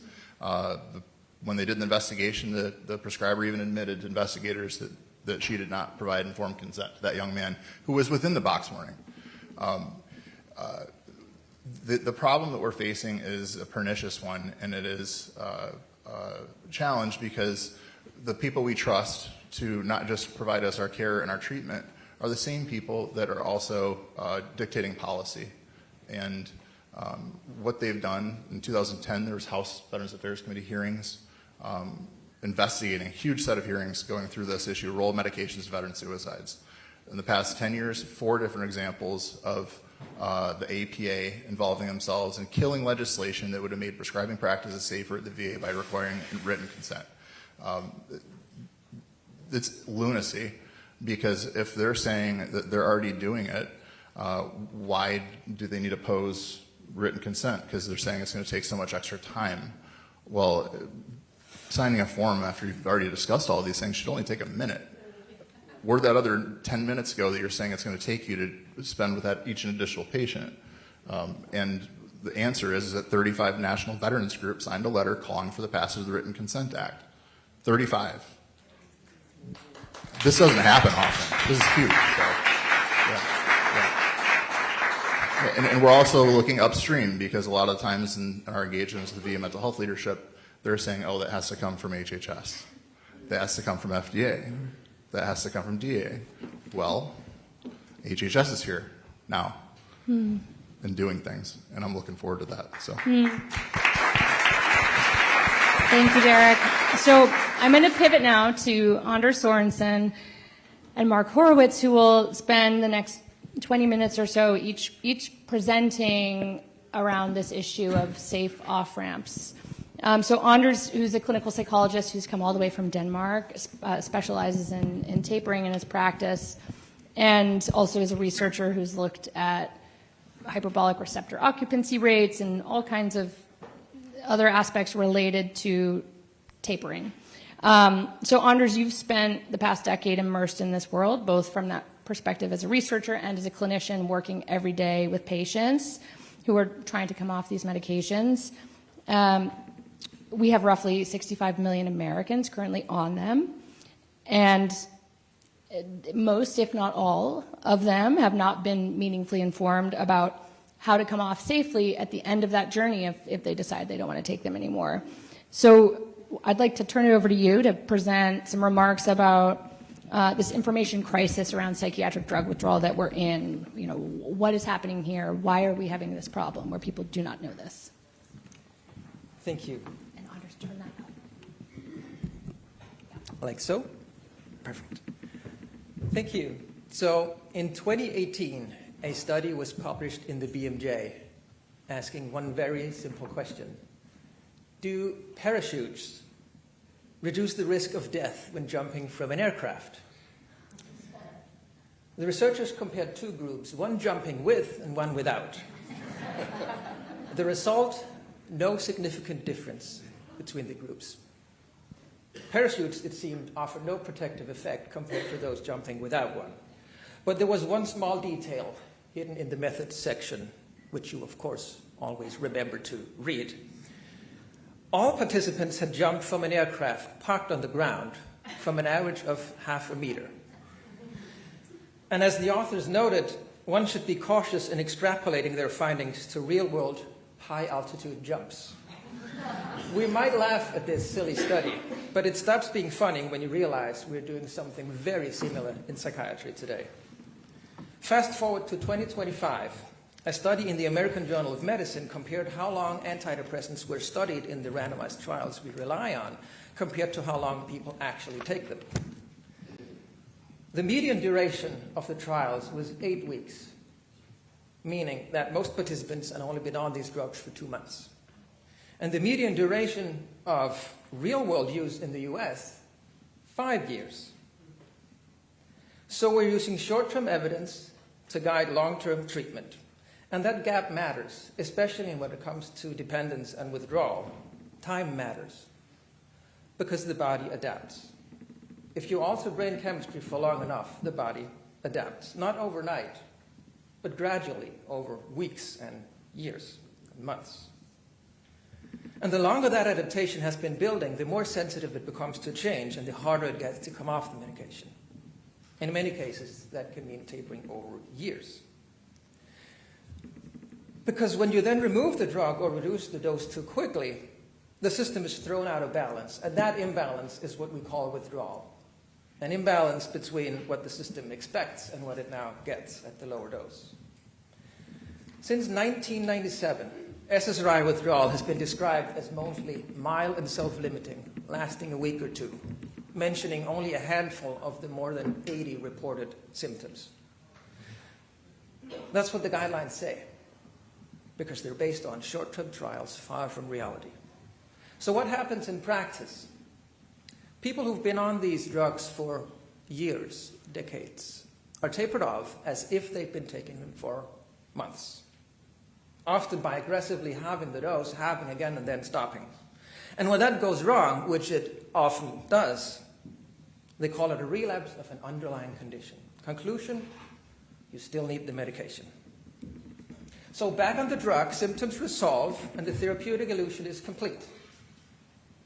It looks like the drug is treating an underlying illness, when in fact, it might be just relieving withdrawal. But before we conclude a relapse, which of course could be the case, withdrawal has to be ruled out first. And the trick is to understand withdrawal symptoms for what it is. Communication from a body trying to adapt to too big a change too quickly. They say nothing about how you're doing underneath, or who you are, or how your patients are doing underneath, or who they are. What's confusing is that withdrawal from psychiatric drug isn't just physical symptoms. It's not just dizziness, nausea, headaches, muscle pain, shaking, burning sensations, fatigue. I mean, it's that too. But it's also anxiety, insomnia, irritability, depressed mood, mood swings, brain fog, difficulty concentrating, intrusive thoughts. Withdrawal can mimic relapse or new diagnosis, for which there are also drugs. The symptoms overlap. And if you don't recognize withdrawal, you will misinterpret it. And this happens in research too. In the 3 main meta-analyses of so-called relapse prevention trials that we have, people were taking off these drugs, and I'm quoting directly from the methods section again, in fewer than 11 days in one of the studies, on average 17 days, in less than a week. And any deterioration is then counted as relapse, making the drugs look incredibly protective. So these aren't really relapse prevention trials. In fact, we've got no relapse prevention trials because they're all biased. These are discontinuation trials showing what happens when you stop, not when you taper. If you don't recognize it, you'll misinterpret it. And that's how people end up on these drugs for years and decades. That's what drives much of the overmedicalization we're talking about today. So people are in withdrawal all the time, at least far more than we think, but they don't know it. Their doctors don't know it either, most of them, because they haven't been trained to recognize it, let alone how to manage it with proper tapering. And this is not because we don't know how to do it. It's because what we know isn't being used in mainstream psychiatry. That is why this is, in many ways, a hidden epidemic. It's here, now, hiding in plain sight. And just to be clear, this is not about addiction. Antidepressants are not addictive. We're not talking about cravings or uncontrollable use or people chasing the high.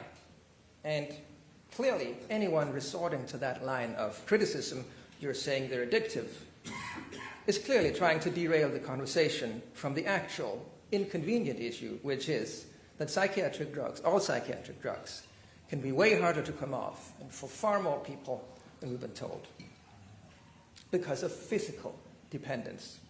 And let's define that clearly here today, once and for all. Physical dependence, a state of adaptation manifested by withdrawal syndrome that can be produced by abrupt cessation or rapid dose reduction of the drug. That's it. I've sat and still sit with people through withdrawal reactions from antidepressants so severe you wouldn't believe they come from a drug, prescribed drug, taken exactly as prescribed. But people aren't told when they start. They're not informed. It's not in the guidelines. So they find themselves facing unexpected withdrawal, not realizing they've become dependent on their medication until they're already in the middle of it. And we've been here before. historically. We saw it with benzodiazepines, introduced first as safe and effective with minimal concern of dependence, until decades later, dependence and severe withdrawal became undeniable. Then we saw it again with opioids, again, aggressively marketed as safe and effective for chronic pain until we had an epidemic. The pattern is the same. A new drug is introduced, framed as safe and effective, gets widely prescribed. Then people start having trouble coming off it. Then research begins to confirm what patients are experiencing, but that research is pushed aside, ignored, because it challenges the prevailing paradigm. It's textbook paradigm shifts from Thomas Kuhn's 1962 classic. So prescribing continues, and recognition comes years, often decades later. And then the cycle repeats with new safe and effective drug until we understand this. The body doesn't care what we call the drug or what receptors it acts on. It just adapts, setting the stage for withdrawal and dependence. And with antidepressants and antipsychotics too, we're somewhere in that process now. For context, with benzodiazepines, it took over 40 years from when we knew we had the evidence to when it was formally acknowledged with the black box warning in 2020. And if we were to see a similar warning introduced to SSRIs just this year, we'll only be looking at a delay of around 35 years, since the first reports of withdrawal began appearing in the 1990s. And today, we're still drawing conclusions from the ground about what happens at altitude. Thank you.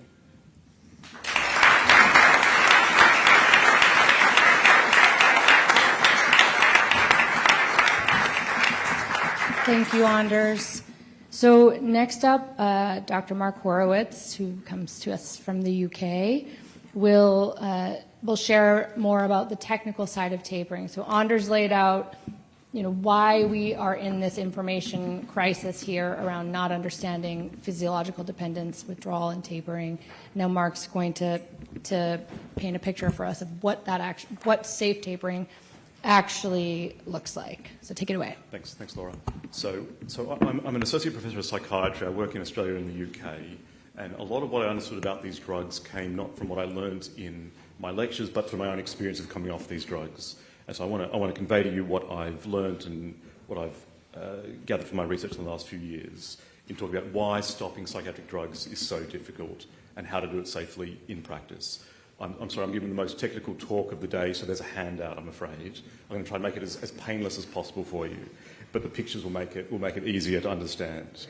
Many people have tried multiple times to stop psychiatric drugs and very much want to get off them. Not everybody, but many. And the question is, why do so many people find it difficult to stop? The answer is not a lack of motivation or psychological dependence, as some people suggest. The reason is that the way we currently stop these drugs is biologically mismatched to how they work. If you turn to the bottom of page 3, you can see how these drugs act on the brain. This is an illustrative example of citalopram or Celexa, but the same principles apply to all psychiatric drugs. On the x-axis is dose, on the y-axis is effect on the brain, and the main point is this is not a straight line relationship. If you double the dose from 20 milligrams to 40 milligrams, these are commonly prescribed doses, it doesn't increase the effect on the brain very much at all. And even a tiny dose like 2 milligrams, much smaller than the smallest available tablet in the US, a 10 milligram tablet, actually has about half the effect of 40 milligrams. And this is because of the law of mass action, a fundamental pharmacological principle. In simple terms, this means that when there's not much drug in the system, all the receptors for that drug are open for business. And so every milligram of drug has a large effect on the brain. A bit like the game of musical chairs. It's easy to find a spot at the beginning of the game. As there's more and more drug in the system, the receptors fill up, becomes harder to find a spot, and you get diminishing returns. And that's why you get that shape. It's called a hyperbola. On the top of page 4, this shows what happens with typical tapering that a doctor might recommend. And most guidelines still recommend this kind of approach. You start off at 20 milligrams, go down to 15, 10, 5, 0. On paper, it looks gradual. If you look at the effect on the brain, that first reduction from 20 to 15 is a tiny little reduction of 3%. Next reduction, twice as large again. And going from 5 milligrams to 0 milligrams is over a 50% change. So what looks like a gentle taper actually involves jumping off a cliff at the end. And that corresponds exactly to what patients report. The beginning of the taper is fairly easy or easier, and they struggle most at the end. If you look at the second figure on page 4 at the bottom, it shows how tapering can be done differently. Instead of reducing by fixed amount of dose, you reduce so that each step produces a similar change in the brain, and this requires smaller and smaller dose reductions, so that the final reductions are very tiny doses, much smaller than the currently available tablets or capsules, so that you're not jumping off that cliff, you're walking down it step by step. And it's called, the jargon term is hyperbolic tapering, because it follows the hyperbola of the graph. As if you're walking down the curve, start off fairly quickly along a flat plane until it gets steeper and steeper, and you've got to go down inch by inch. In practice, this approach has a few key features. First of all, it's gradual. For people who've been on these drugs long term, as Dr. Sorensen just mentioned, people adapt, and the time taken for the brain to get used to the drug not being there can be months or even years. And so tapering needs to be over the same period of time to let the brain reset while the drug is being reduced. We know from studies that longer tapering reduces withdrawal risk as well as the risk of relapse. It's a bit analogous to altitude sickness. If you ascend a mountain too quickly, you get altitude sickness. The way to avoid it is to go up slowly. The same principle applies to coming off psychiatric drugs. I've already mentioned the second principle of coming off in a hyperbolic way. A good rule of thumb is to reduce by about 10% of your most recent dose each month, so it gets smaller and smaller, adjusted to how the person responds. And the third point is it should be individualised. Some people can go faster, some people need to go slower. There are some recognised risk factors, but the speed needs to be adjusted to the individual based on careful monitoring. Patients may need to hold, pause or adjust the taper if symptoms become difficult. There's also a very important practical point. If you look at the figures on page 5, you can see that the smallest tablet or capsule of all antidepressants in the US, in fact all psychiatric drugs, the smallest dose available has about 80% of the effect of the drug's maximum licensed dose, which means that stopping at the smallest tablet is never a small step, but a large biological change. This is one of the main reasons why people get stuck on these drugs for so long. People are often told, you're just on a small dose, you can stop it, and that's never the case. Your body doesn't know that you're putting a small tablet in your mouth, it only cares about the effect on receptors. And so that is a trap that people get caught in. This approach is not just theoretical. If you look at page 6, there have been several cohort studies conducted looking at this approach. In one study of 900 patients, most of whom had previously been unable to stop their drugs with the traditional taper recommended by their doctors, almost 3/4 could stop with this gradual hyperbolic approach to coming off their drugs.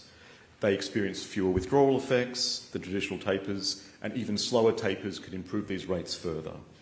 The problem is that this approach is not supported well by the current healthcare system, and there are 4 major barriers I'll go through quickly. First is training. Most clinicians are not trained to recognise withdrawal or to take medications in this way.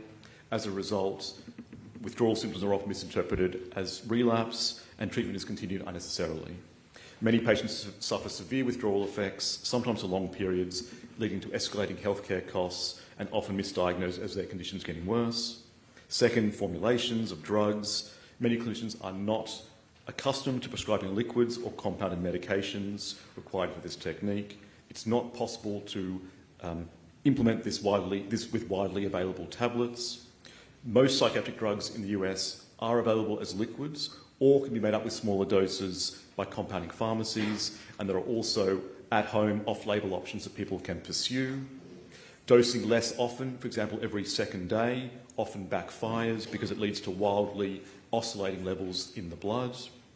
Many drugs that are considered self-tapering, like Prozac, you may have heard that, are not. Just because the drug leaves the system in a few weeks is not long enough to let the brain reset.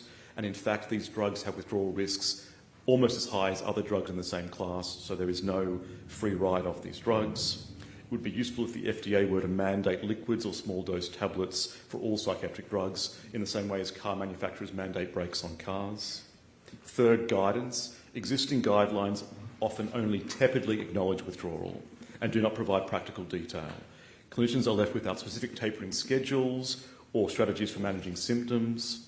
This is true of the recent American Society for Clinical Psychopharmacology guidance, which avoids these major issues and offers no practical help for clinicians on the ground. This is what we tried to solve with the Maudsley deprescribing guidelines, which offers advice to clinicians. And fourth is system design.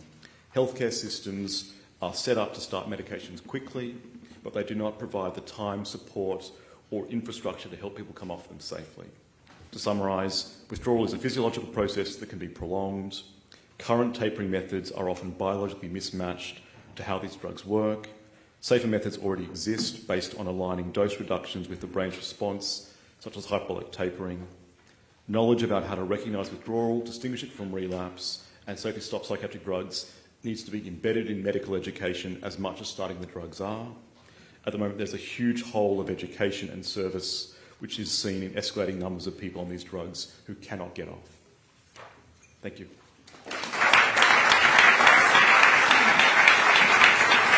Thank you, Mark.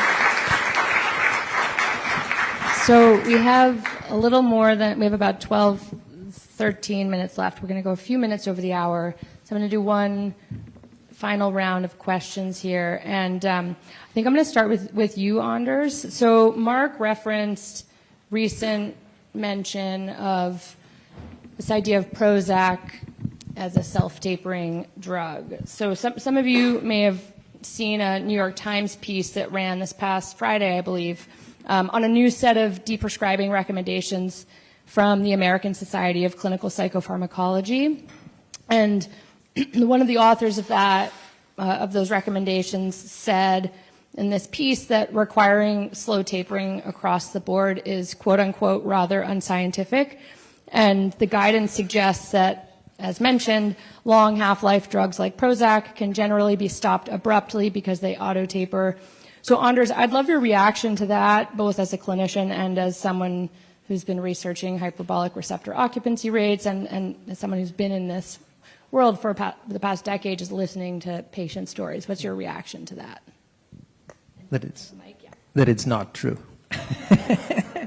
I have many patients coming off Prozac, fluoxetine. It could be just as difficult as the other ones. And really, first, these are not tapering guidelines, just for everyone. This is a paper discussing when to deprescribe, not how. So these are definitely not taper guidelines. And I prepared two different answers to this question. One strategical, about praising and thanking and welcoming this paper is a huge step forward and the strategical thing you do, and then one honest, which is I'll probably risk alienating myself from these people and from the American Society of Clinical Psychopharmacology, whoever that is, but I think it's a very interesting case of the disconnect between people in power and people with competence, truly. These are not necessarily the same groups. Clearly, these are people in power in the sense that for things to change, it has to come from them, from the psychopharmacologist. So in that sense, they're in power. And these are the ones that the authorities, the journalists, the politicians listen to. Yet ironically, clearly, these are not the ones holding competence and tapering, because we would never, ever recommend self-tapering Prozac in that way. So I'm worried. Since in the article they claim that fluoxetine is self-tapering, which is not, it has a longer half-life, that's true, but that often just means that the withdrawal reactions are delayed, not that they're absent. Simple as that. Yes, it's a good thing that a drug leaves the body a bit slower, because again, withdrawal is the drug leaving the body faster than the body can adapt. So it makes sense, but that doesn't mean that there are no withdrawals whatsoever. So I'm worried that if these MDs and psychopharmacologists got that wrong, what else did they get wrong? And from what I've read, I wouldn't trust these people with the massive job ahead of us of safe tapering unless they start listening to the people who've been through it and the people who sit with these people every day. But that said, I appreciate the acknowledgement from mainstream psychiatry about psychiatric drug withdrawal because, as I said, that's exactly the problem, them ignoring it. Again, it's textbook paradigm shift stuff. And so that would be my comment to that. don't follow that advice. The hyperbolic curves of the occupancy is the exact same with fluoxetine as in any other SSRI. So, Mark, I'm going to come to you next and then close us out with Kim and Derek. So you touched briefly at the end of your remarks on important, changes that could be made at the FDA around drug dosage availability, form and formulation availability. But from your perspective as someone who's been part of the reforms that are underway over in the UK around dependence, withdrawal, and tapering, how would you kind of outline the order of the most important policy reforms needed around dependence, withdrawal, and tapering, kind of the main, most important ones? I'll try in 120 seconds to give a policy outline for this small country. This small and simple country. So I'll just say, first of all, a lot of what I'm going to outline here has already been advocated for by the Antidepressant Coalition for Education. So if you want any further information, talk to Morgan Stewart on the side there. So I broke it into 5 sections. First, patients need to be properly informed before starting. The FDA should require clear box warnings about withdrawal and dependence, similar to what was done for benzodiazepines. There needs to be standardised patient information and a Dear Healthcare Provider letter explaining that withdrawal symptoms can be severe, sometimes life-threatening and prolonged. Some people cannot stop their drugs due to withdrawal effects, and this is distinct from addiction. If the drug is started, informed consent should include expected duration of treatment and a plan to review and potentially stop right from the beginning. Patients should not begin these drugs assuming they are indefinite. During treatment, we need to end set and forget prescribing. Health systems and payers should require regular medication reviews at least every 6 months, evaluation of ongoing benefits versus harm, and a clear plan to continue or to stop. This could be implemented through reimbursement rules and quality metrics. Third, we need to make safe tapering routine and feasible.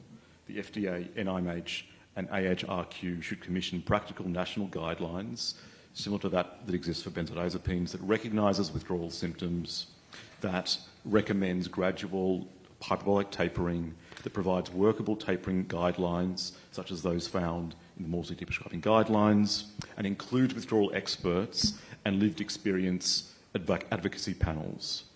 You may also need, as we have in the UK, specialist prescribing services for complex cases and integration widely into primary care. As I mentioned, the FDA should mandate the creation of those small doses. Training and accountability. So clinicians need training in recognising and managing withdrawal and distinguishing it from relapse. This can be delivered through existing systems. I know SAMHSA is already interested in this, in funding national training and embedding this in community mental health programs. CMS should require medication reviews and deprescribing plans through reimbursement and quality metrics. And the CDC should monitor long-term prescribing, unsuccessful discontinuation and withdrawal-related harms. And finally, regulators should require better evidence. The FDA and NIMH should mandate or fund long-term discontinuation studies, measure withdrawal separately from relapse, and support trials comparing tapering strategies. But we should not delay action waiting for perfect evidence. There is already more than enough evidence of harm to act now. Thank you, Mark. And thank you, Antidepressant Coalition for Education. So Derek, I'm going to go to you next, and then Kim, you'll bring us home. So as you shared, you've been spending years fighting for informed consent and building this incredible coalition, 35 vet organizations, nearly every major vet organization in the country. What gives you hope right now that genuine informed choice is actually within reach? And for the policymakers and legislators who might be listening right now, what would you ask them to do in the next 6 months that would move us closer to that? I mean, right off the bat, I think I attended the MAHA Institute launch last year, and it was the first time ever that I walked into a room and felt accepted around this issue, because this has not been a very popular issue. I met with a congressional staffer on Capitol Hill who was introduced to her years ago when I first began this crusade, and when I said I co-founded Student Veterans America, and I'm working on the role of antidepressants and veteran suicide, she whips her head around and says, "Oh, you're the one." And today I'll say, yes, I am the one. Like, this has been going on too long. Mark said it perfectly. We have enough evidence to do something now. I think that the hope is that we have leadership in this country that's willing to make some difficult decisions. President Trump, Secretary Kennedy were in the White House just weeks ago, signing an executive order on psychedelics. Month and a half before that, marijuana rescheduling, opening up the door for research on all these things. The reality is that what we're doing is not working. 70% of all veterans under VA care are prescribed psychiatric medications, and this is the result. This is what we're getting, and we're getting what we paid for. And I'm wildly hopeful. Like, whether it's days, weeks, months, something's happening, something huge is afoot. And I think everybody that's been working on this for so many years feels it. And it's just, I think we're just like staring each other in the face. It's like, I thought we were going to die destitute and yeah, we never thought all this energy we'd actually fix this. And the reality is, I think we are. And I think the changes that we need, the lawmakers in the room, congressional staff who are in here, thank you for joining. Those who are watching, thank you. What we need is written informed consent. It needs to be signed. Both parties need to say this is what happened. This is a discussion that occurred. I know there's new technologies and transcription and everything else. It's not enough. Like, you guys have broke trust with too many people, and too many families have been destroyed, and we deserve better. When you're retraining the entire mental health workforce, social workers and psychologists have been told, stay in your lane, you do not discuss medications with patients. They're the ones that see the patients most often. Our doctors need to be retrained. There are doctors coming out of medical school today that have no idea about antidepressant withdrawal. And then reform deprescribing guidelines. Just publish that book and force everybody to Clockwork Orange, read it, and be trained on it. And that's where we should go. Thank you, Derek. So Kim, to kind of piggyback on Derek, you've been fighting for this for decades, long before there was a movement and political attention and all of it. And one of the things you've long said is that this issue is purple for people. I love how you say that it cuts across every divide we have. And right now, as Derek just shared, as we can all feel, the conversation is shifting, something is happening here. Patients are organizing, federal leaders are listening to us and taking action, events like this are happening. Why do you think this issue is finally breaking through? Why now, and what do you want everyone in this room to walk out thinking about? Sure. Well, first of all, I do like Purple for People. I remember this is not a political issue. I remember I've now worked across many administrations, different backgrounds, and I remember back in the day I said, this is not a red, the pills don't know if you're a red or blue. It's truly a purple for people, and we need to bring all of us back. I also am very hopeful because for the first time, and as you said, and Derek, you just articulated it, we've been doing this for a long time. And I think one of the reasons is, I look every single day when I get calls, and I just got one from a couple weeks ago from Sheree, who's here, her daughter, who took her life. Like this is still going on. And I think why is because people are finally rising up, and they're done being dismissed, gaslit. I think we are organizing. There's communities that are happening. Back when I got involved, and as Corinne knows, we did not have social media and ways to actually, we had to show up. So we were out here like 40 times to the FDA, HHS, you had to show up. And I think that's the beautiful thing now. But you know what that also means? There's a lot of people who are harmed. And it's, I could see it coming back. That's why I haven't quit, because I knew that this was going to have a time where people can't come together. So I will go back to this is not a political issue, and I'm really thankful for this administration who's willing to take a stand and do something about it. And same with like the FDA. And really, I think we have to put the power back into us as patients too. I want to encourage everyone to not just give away our agency, that we need to think a little bit before we actually just quickly take a pill for, life life situations. So I'm actually hopeful, and I really am going to retire one day. So make it fast. Thank you so much, Kim. Thank you, Honors Mark, Kim, and Derek for this incredible panel.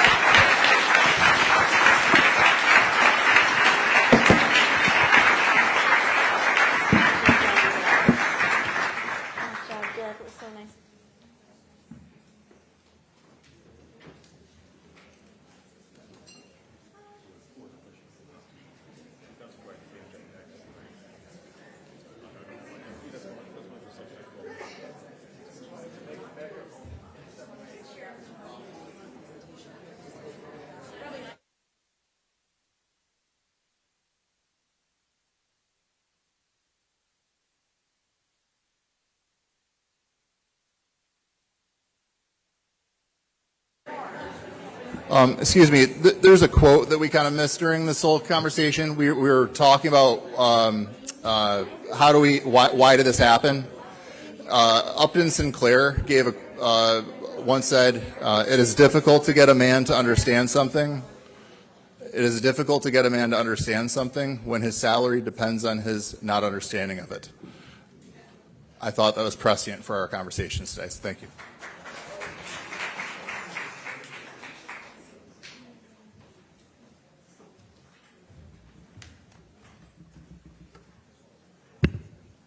Okay, welcome to our third panel of the day. Come on up, yep. And Alex is going to sit beside you.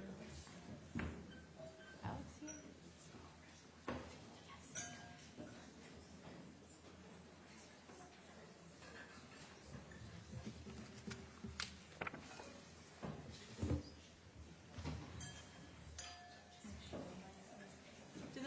Are the mics on? Okay, great.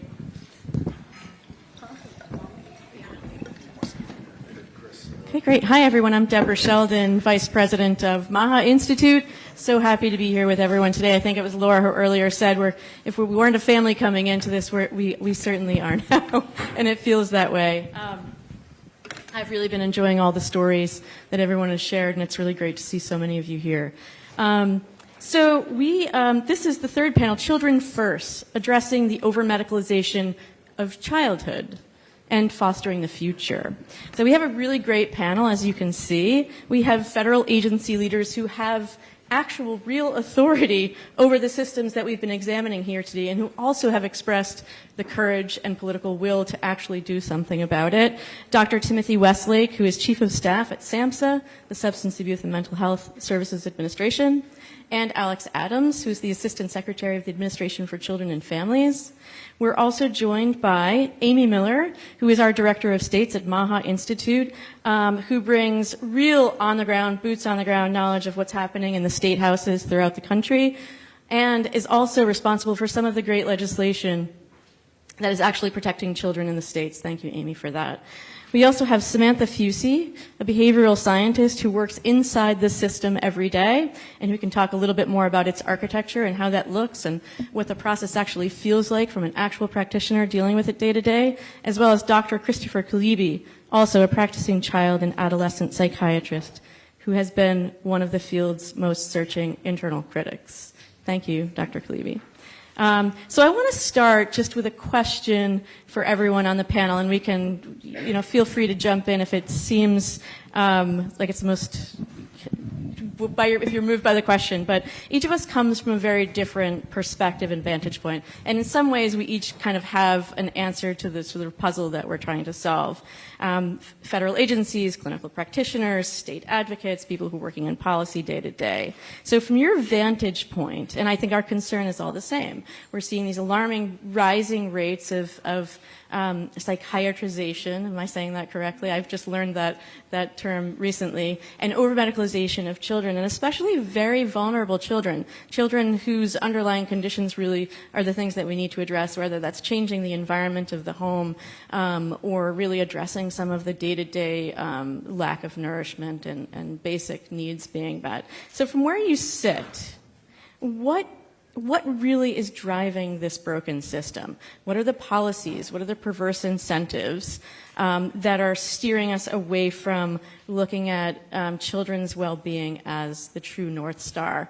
And I've taken inspiration from your program, Alex, and using the North Star really here as the children's well-being. So from where you sit, what's driving the policies and practices that create this broken system? And if you feel encouraged to do so, what do you think is at least the greatest opportunity that we have right now during this administration Are we starting with? to change that? Anyone who wants to start. I think we should start with the administration if I know Sure. what that is. Timothy? So, boy, it's an honor to be here. I was just a practicing emergency physician in a community emergency department 4 weeks ago, and I'm here today now. And this area is kind of near and dear to my heart. I practiced in a small hospital for 30 years and saw the change of practice patterns. I became involved in the medical board and 15 years ago and kind of organically came up with a opioid reform strategy for prescription opioids for Wisconsin. And there's an eerie similarity between the prescribing. So, I mean, I think getting down to the root cause it's multifactorial.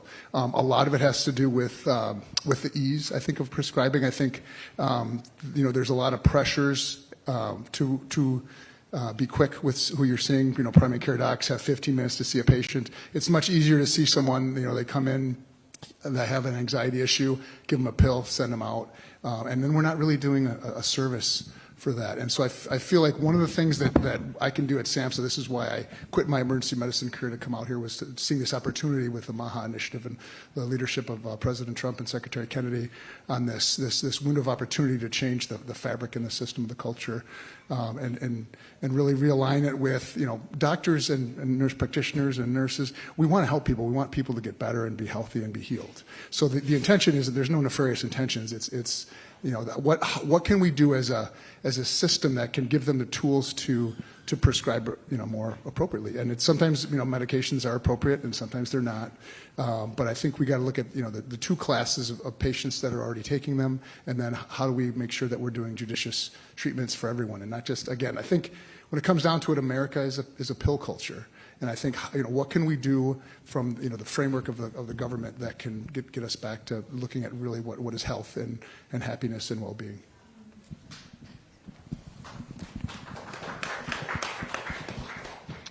Well, certainly, those of you that were here this morning heard a little bit of my spiel. At ACF, we are focused very heavily on improving the child welfare system, the foster care system specifically.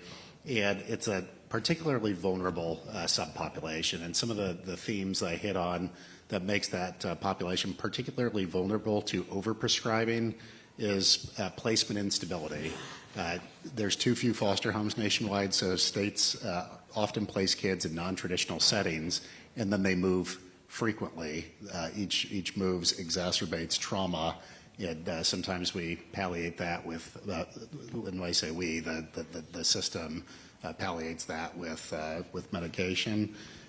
Certainly why medication is preferred over some of the more appropriate alternatives or the things that makes it part of a comprehensive treatment plan is access challenges and workforce challenges. And then significant fragmentation across systems. Every child in the foster care system is under the custody of a child welfare agency, but they're also categorically eligible for Medicaid. And the Medicaid, child welfare systems, and behavioral health systems don't always talk. So certainly opportunities there. I'd echo what my colleague here said and say there is a window of opportunity. This is getting a conversation at the highest levels within HHS. And I would say ACF is coordinating with our partners in Medicaid and SAMHSA in ways that perhaps we haven't seen in the past. And I know in the very near future, ACF, SAMHSA, and CMS have a convening with some leadership within child welfare. That'll take place at the end of this month. And then this summer, we are looking at something broader for state Medicaid directors and state child welfare directors of how do we bridge some of these policies. So I'm bullish, I'm optimistic, and think that because of the high-level conversations going on at HHS, frankly elevated by rooms like this one, that there are meaningful actions that can be taken to address this. From where my perspective as a behavior scientist, I think, well, I echo what a lot of everyone has already said. One of the crucial drivers is obviously like the pathology first culture that has taken over. And I think we need to move more to reviewing context first before jumping to that. And it's also a systems design issue. And from being on the ground, behaviors are signals, right? And it's a lot of times a signal of chronic failure, fear, instructional mismatch, just aversive environments. And the system seems to be quick to dull the signals before they understand what those signals are telling us about the child. And the child has to no longer be the only unit of analysis because these systems are making the decisions. The systems are behaving too. And from a behavior science perspective, behavior is lawful. So we can apply some of these same principles to the system and start rearranging carefully, and it should be like done well, but rearranging the contingencies around the system to make the adults make better decisions for the children.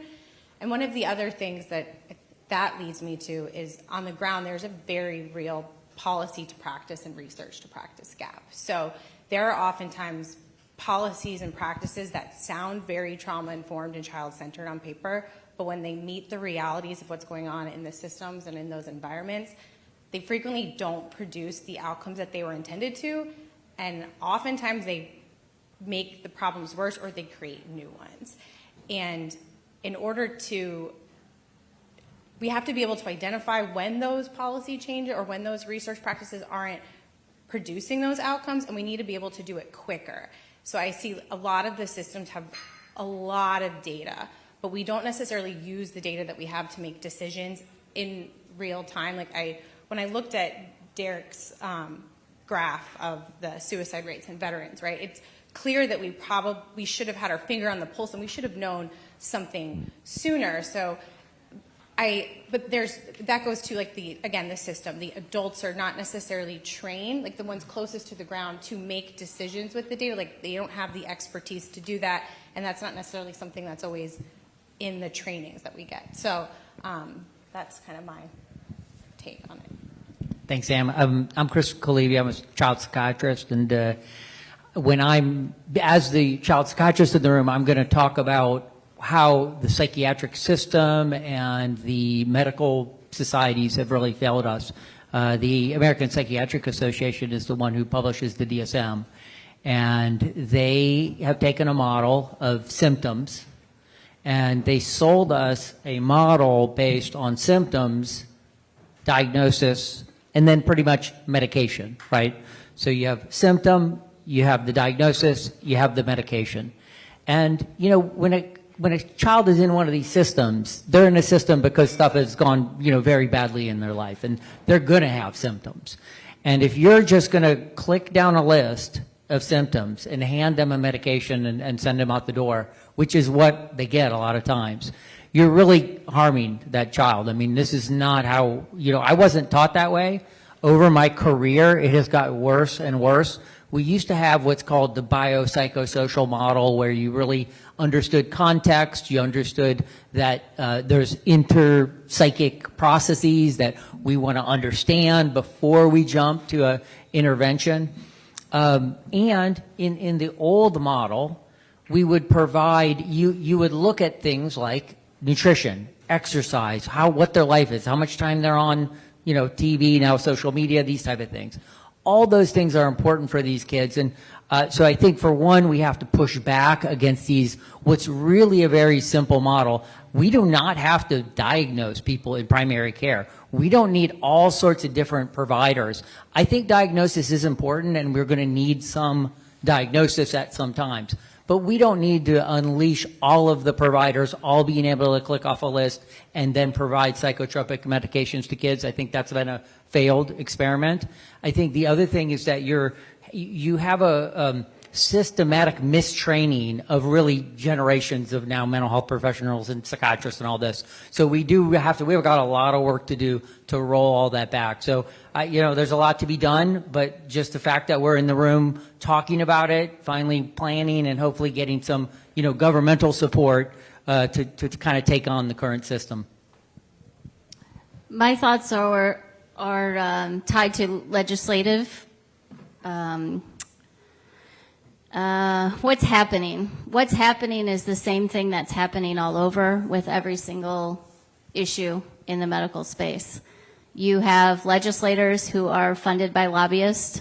The lobbyists go in, they pitch their industry pitch, and that's what's driving legislation getting across the finish line or not.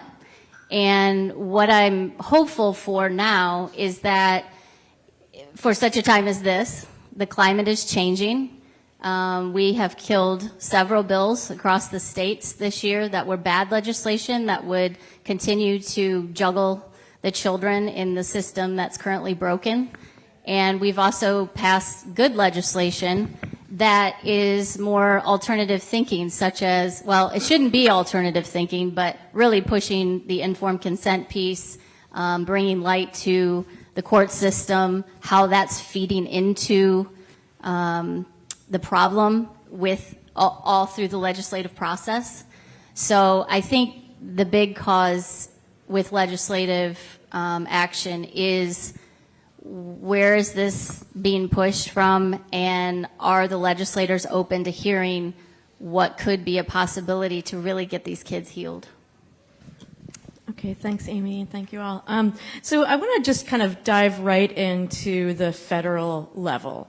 And Alex and Tim, you both lead at the federal level, so we want to have a better understanding of what is actually possible. We're working with massive funding structures, grant requirements, training guidelines, data systems, and other oversight mechanisms that each of your agencies oversee. We know the system's failing, but we want to know specifically what we can do. So Tim, starting with you, I want to make sure we hear specifically about SAMHSA's funding and educational structures and what it would take to reorient them away from the screening, away from the medicalization pathways that are dominant right now, and toward sort of loving, caring approaches to meeting children's needs. And then Alex, I'd like for you to speak about ACF's oversight role in general and why you think that children in foster care are so disproportionately vulnerable, and how the federal government can work with the states to ensure greater accountability.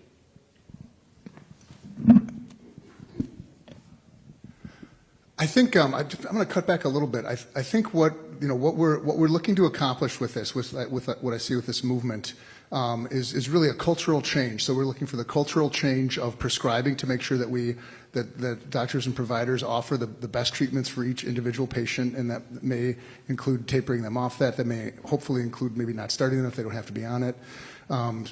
So that, that's my background with emergency medicine. When I look at what SAMHSA does, SAMHSA provides the grants and the funding for evidence-based guidance, training, and administering services like 988. And I think they've already, what we've already done is started looking at aligning the notice of funding opportunities with, with the outcomes that we're looking for with appropriate, judicious prescribing and the like. So I think the opportunity that we have with Secretary Kennedy and President Trump with looking at what is true health and what does that look like, and aligning the agency around that. Now, I've only been at the agency 2 weeks, but from what I'm very heartened by what I see and the partnership that I see. I was at a leadership summit with homelessness and addiction 2 weeks ago in the White House, even before I started, and seeing the partnership that's happening instead of the siloed, ACF working with SAMHSA, but even across agencies, HUD working with HHS,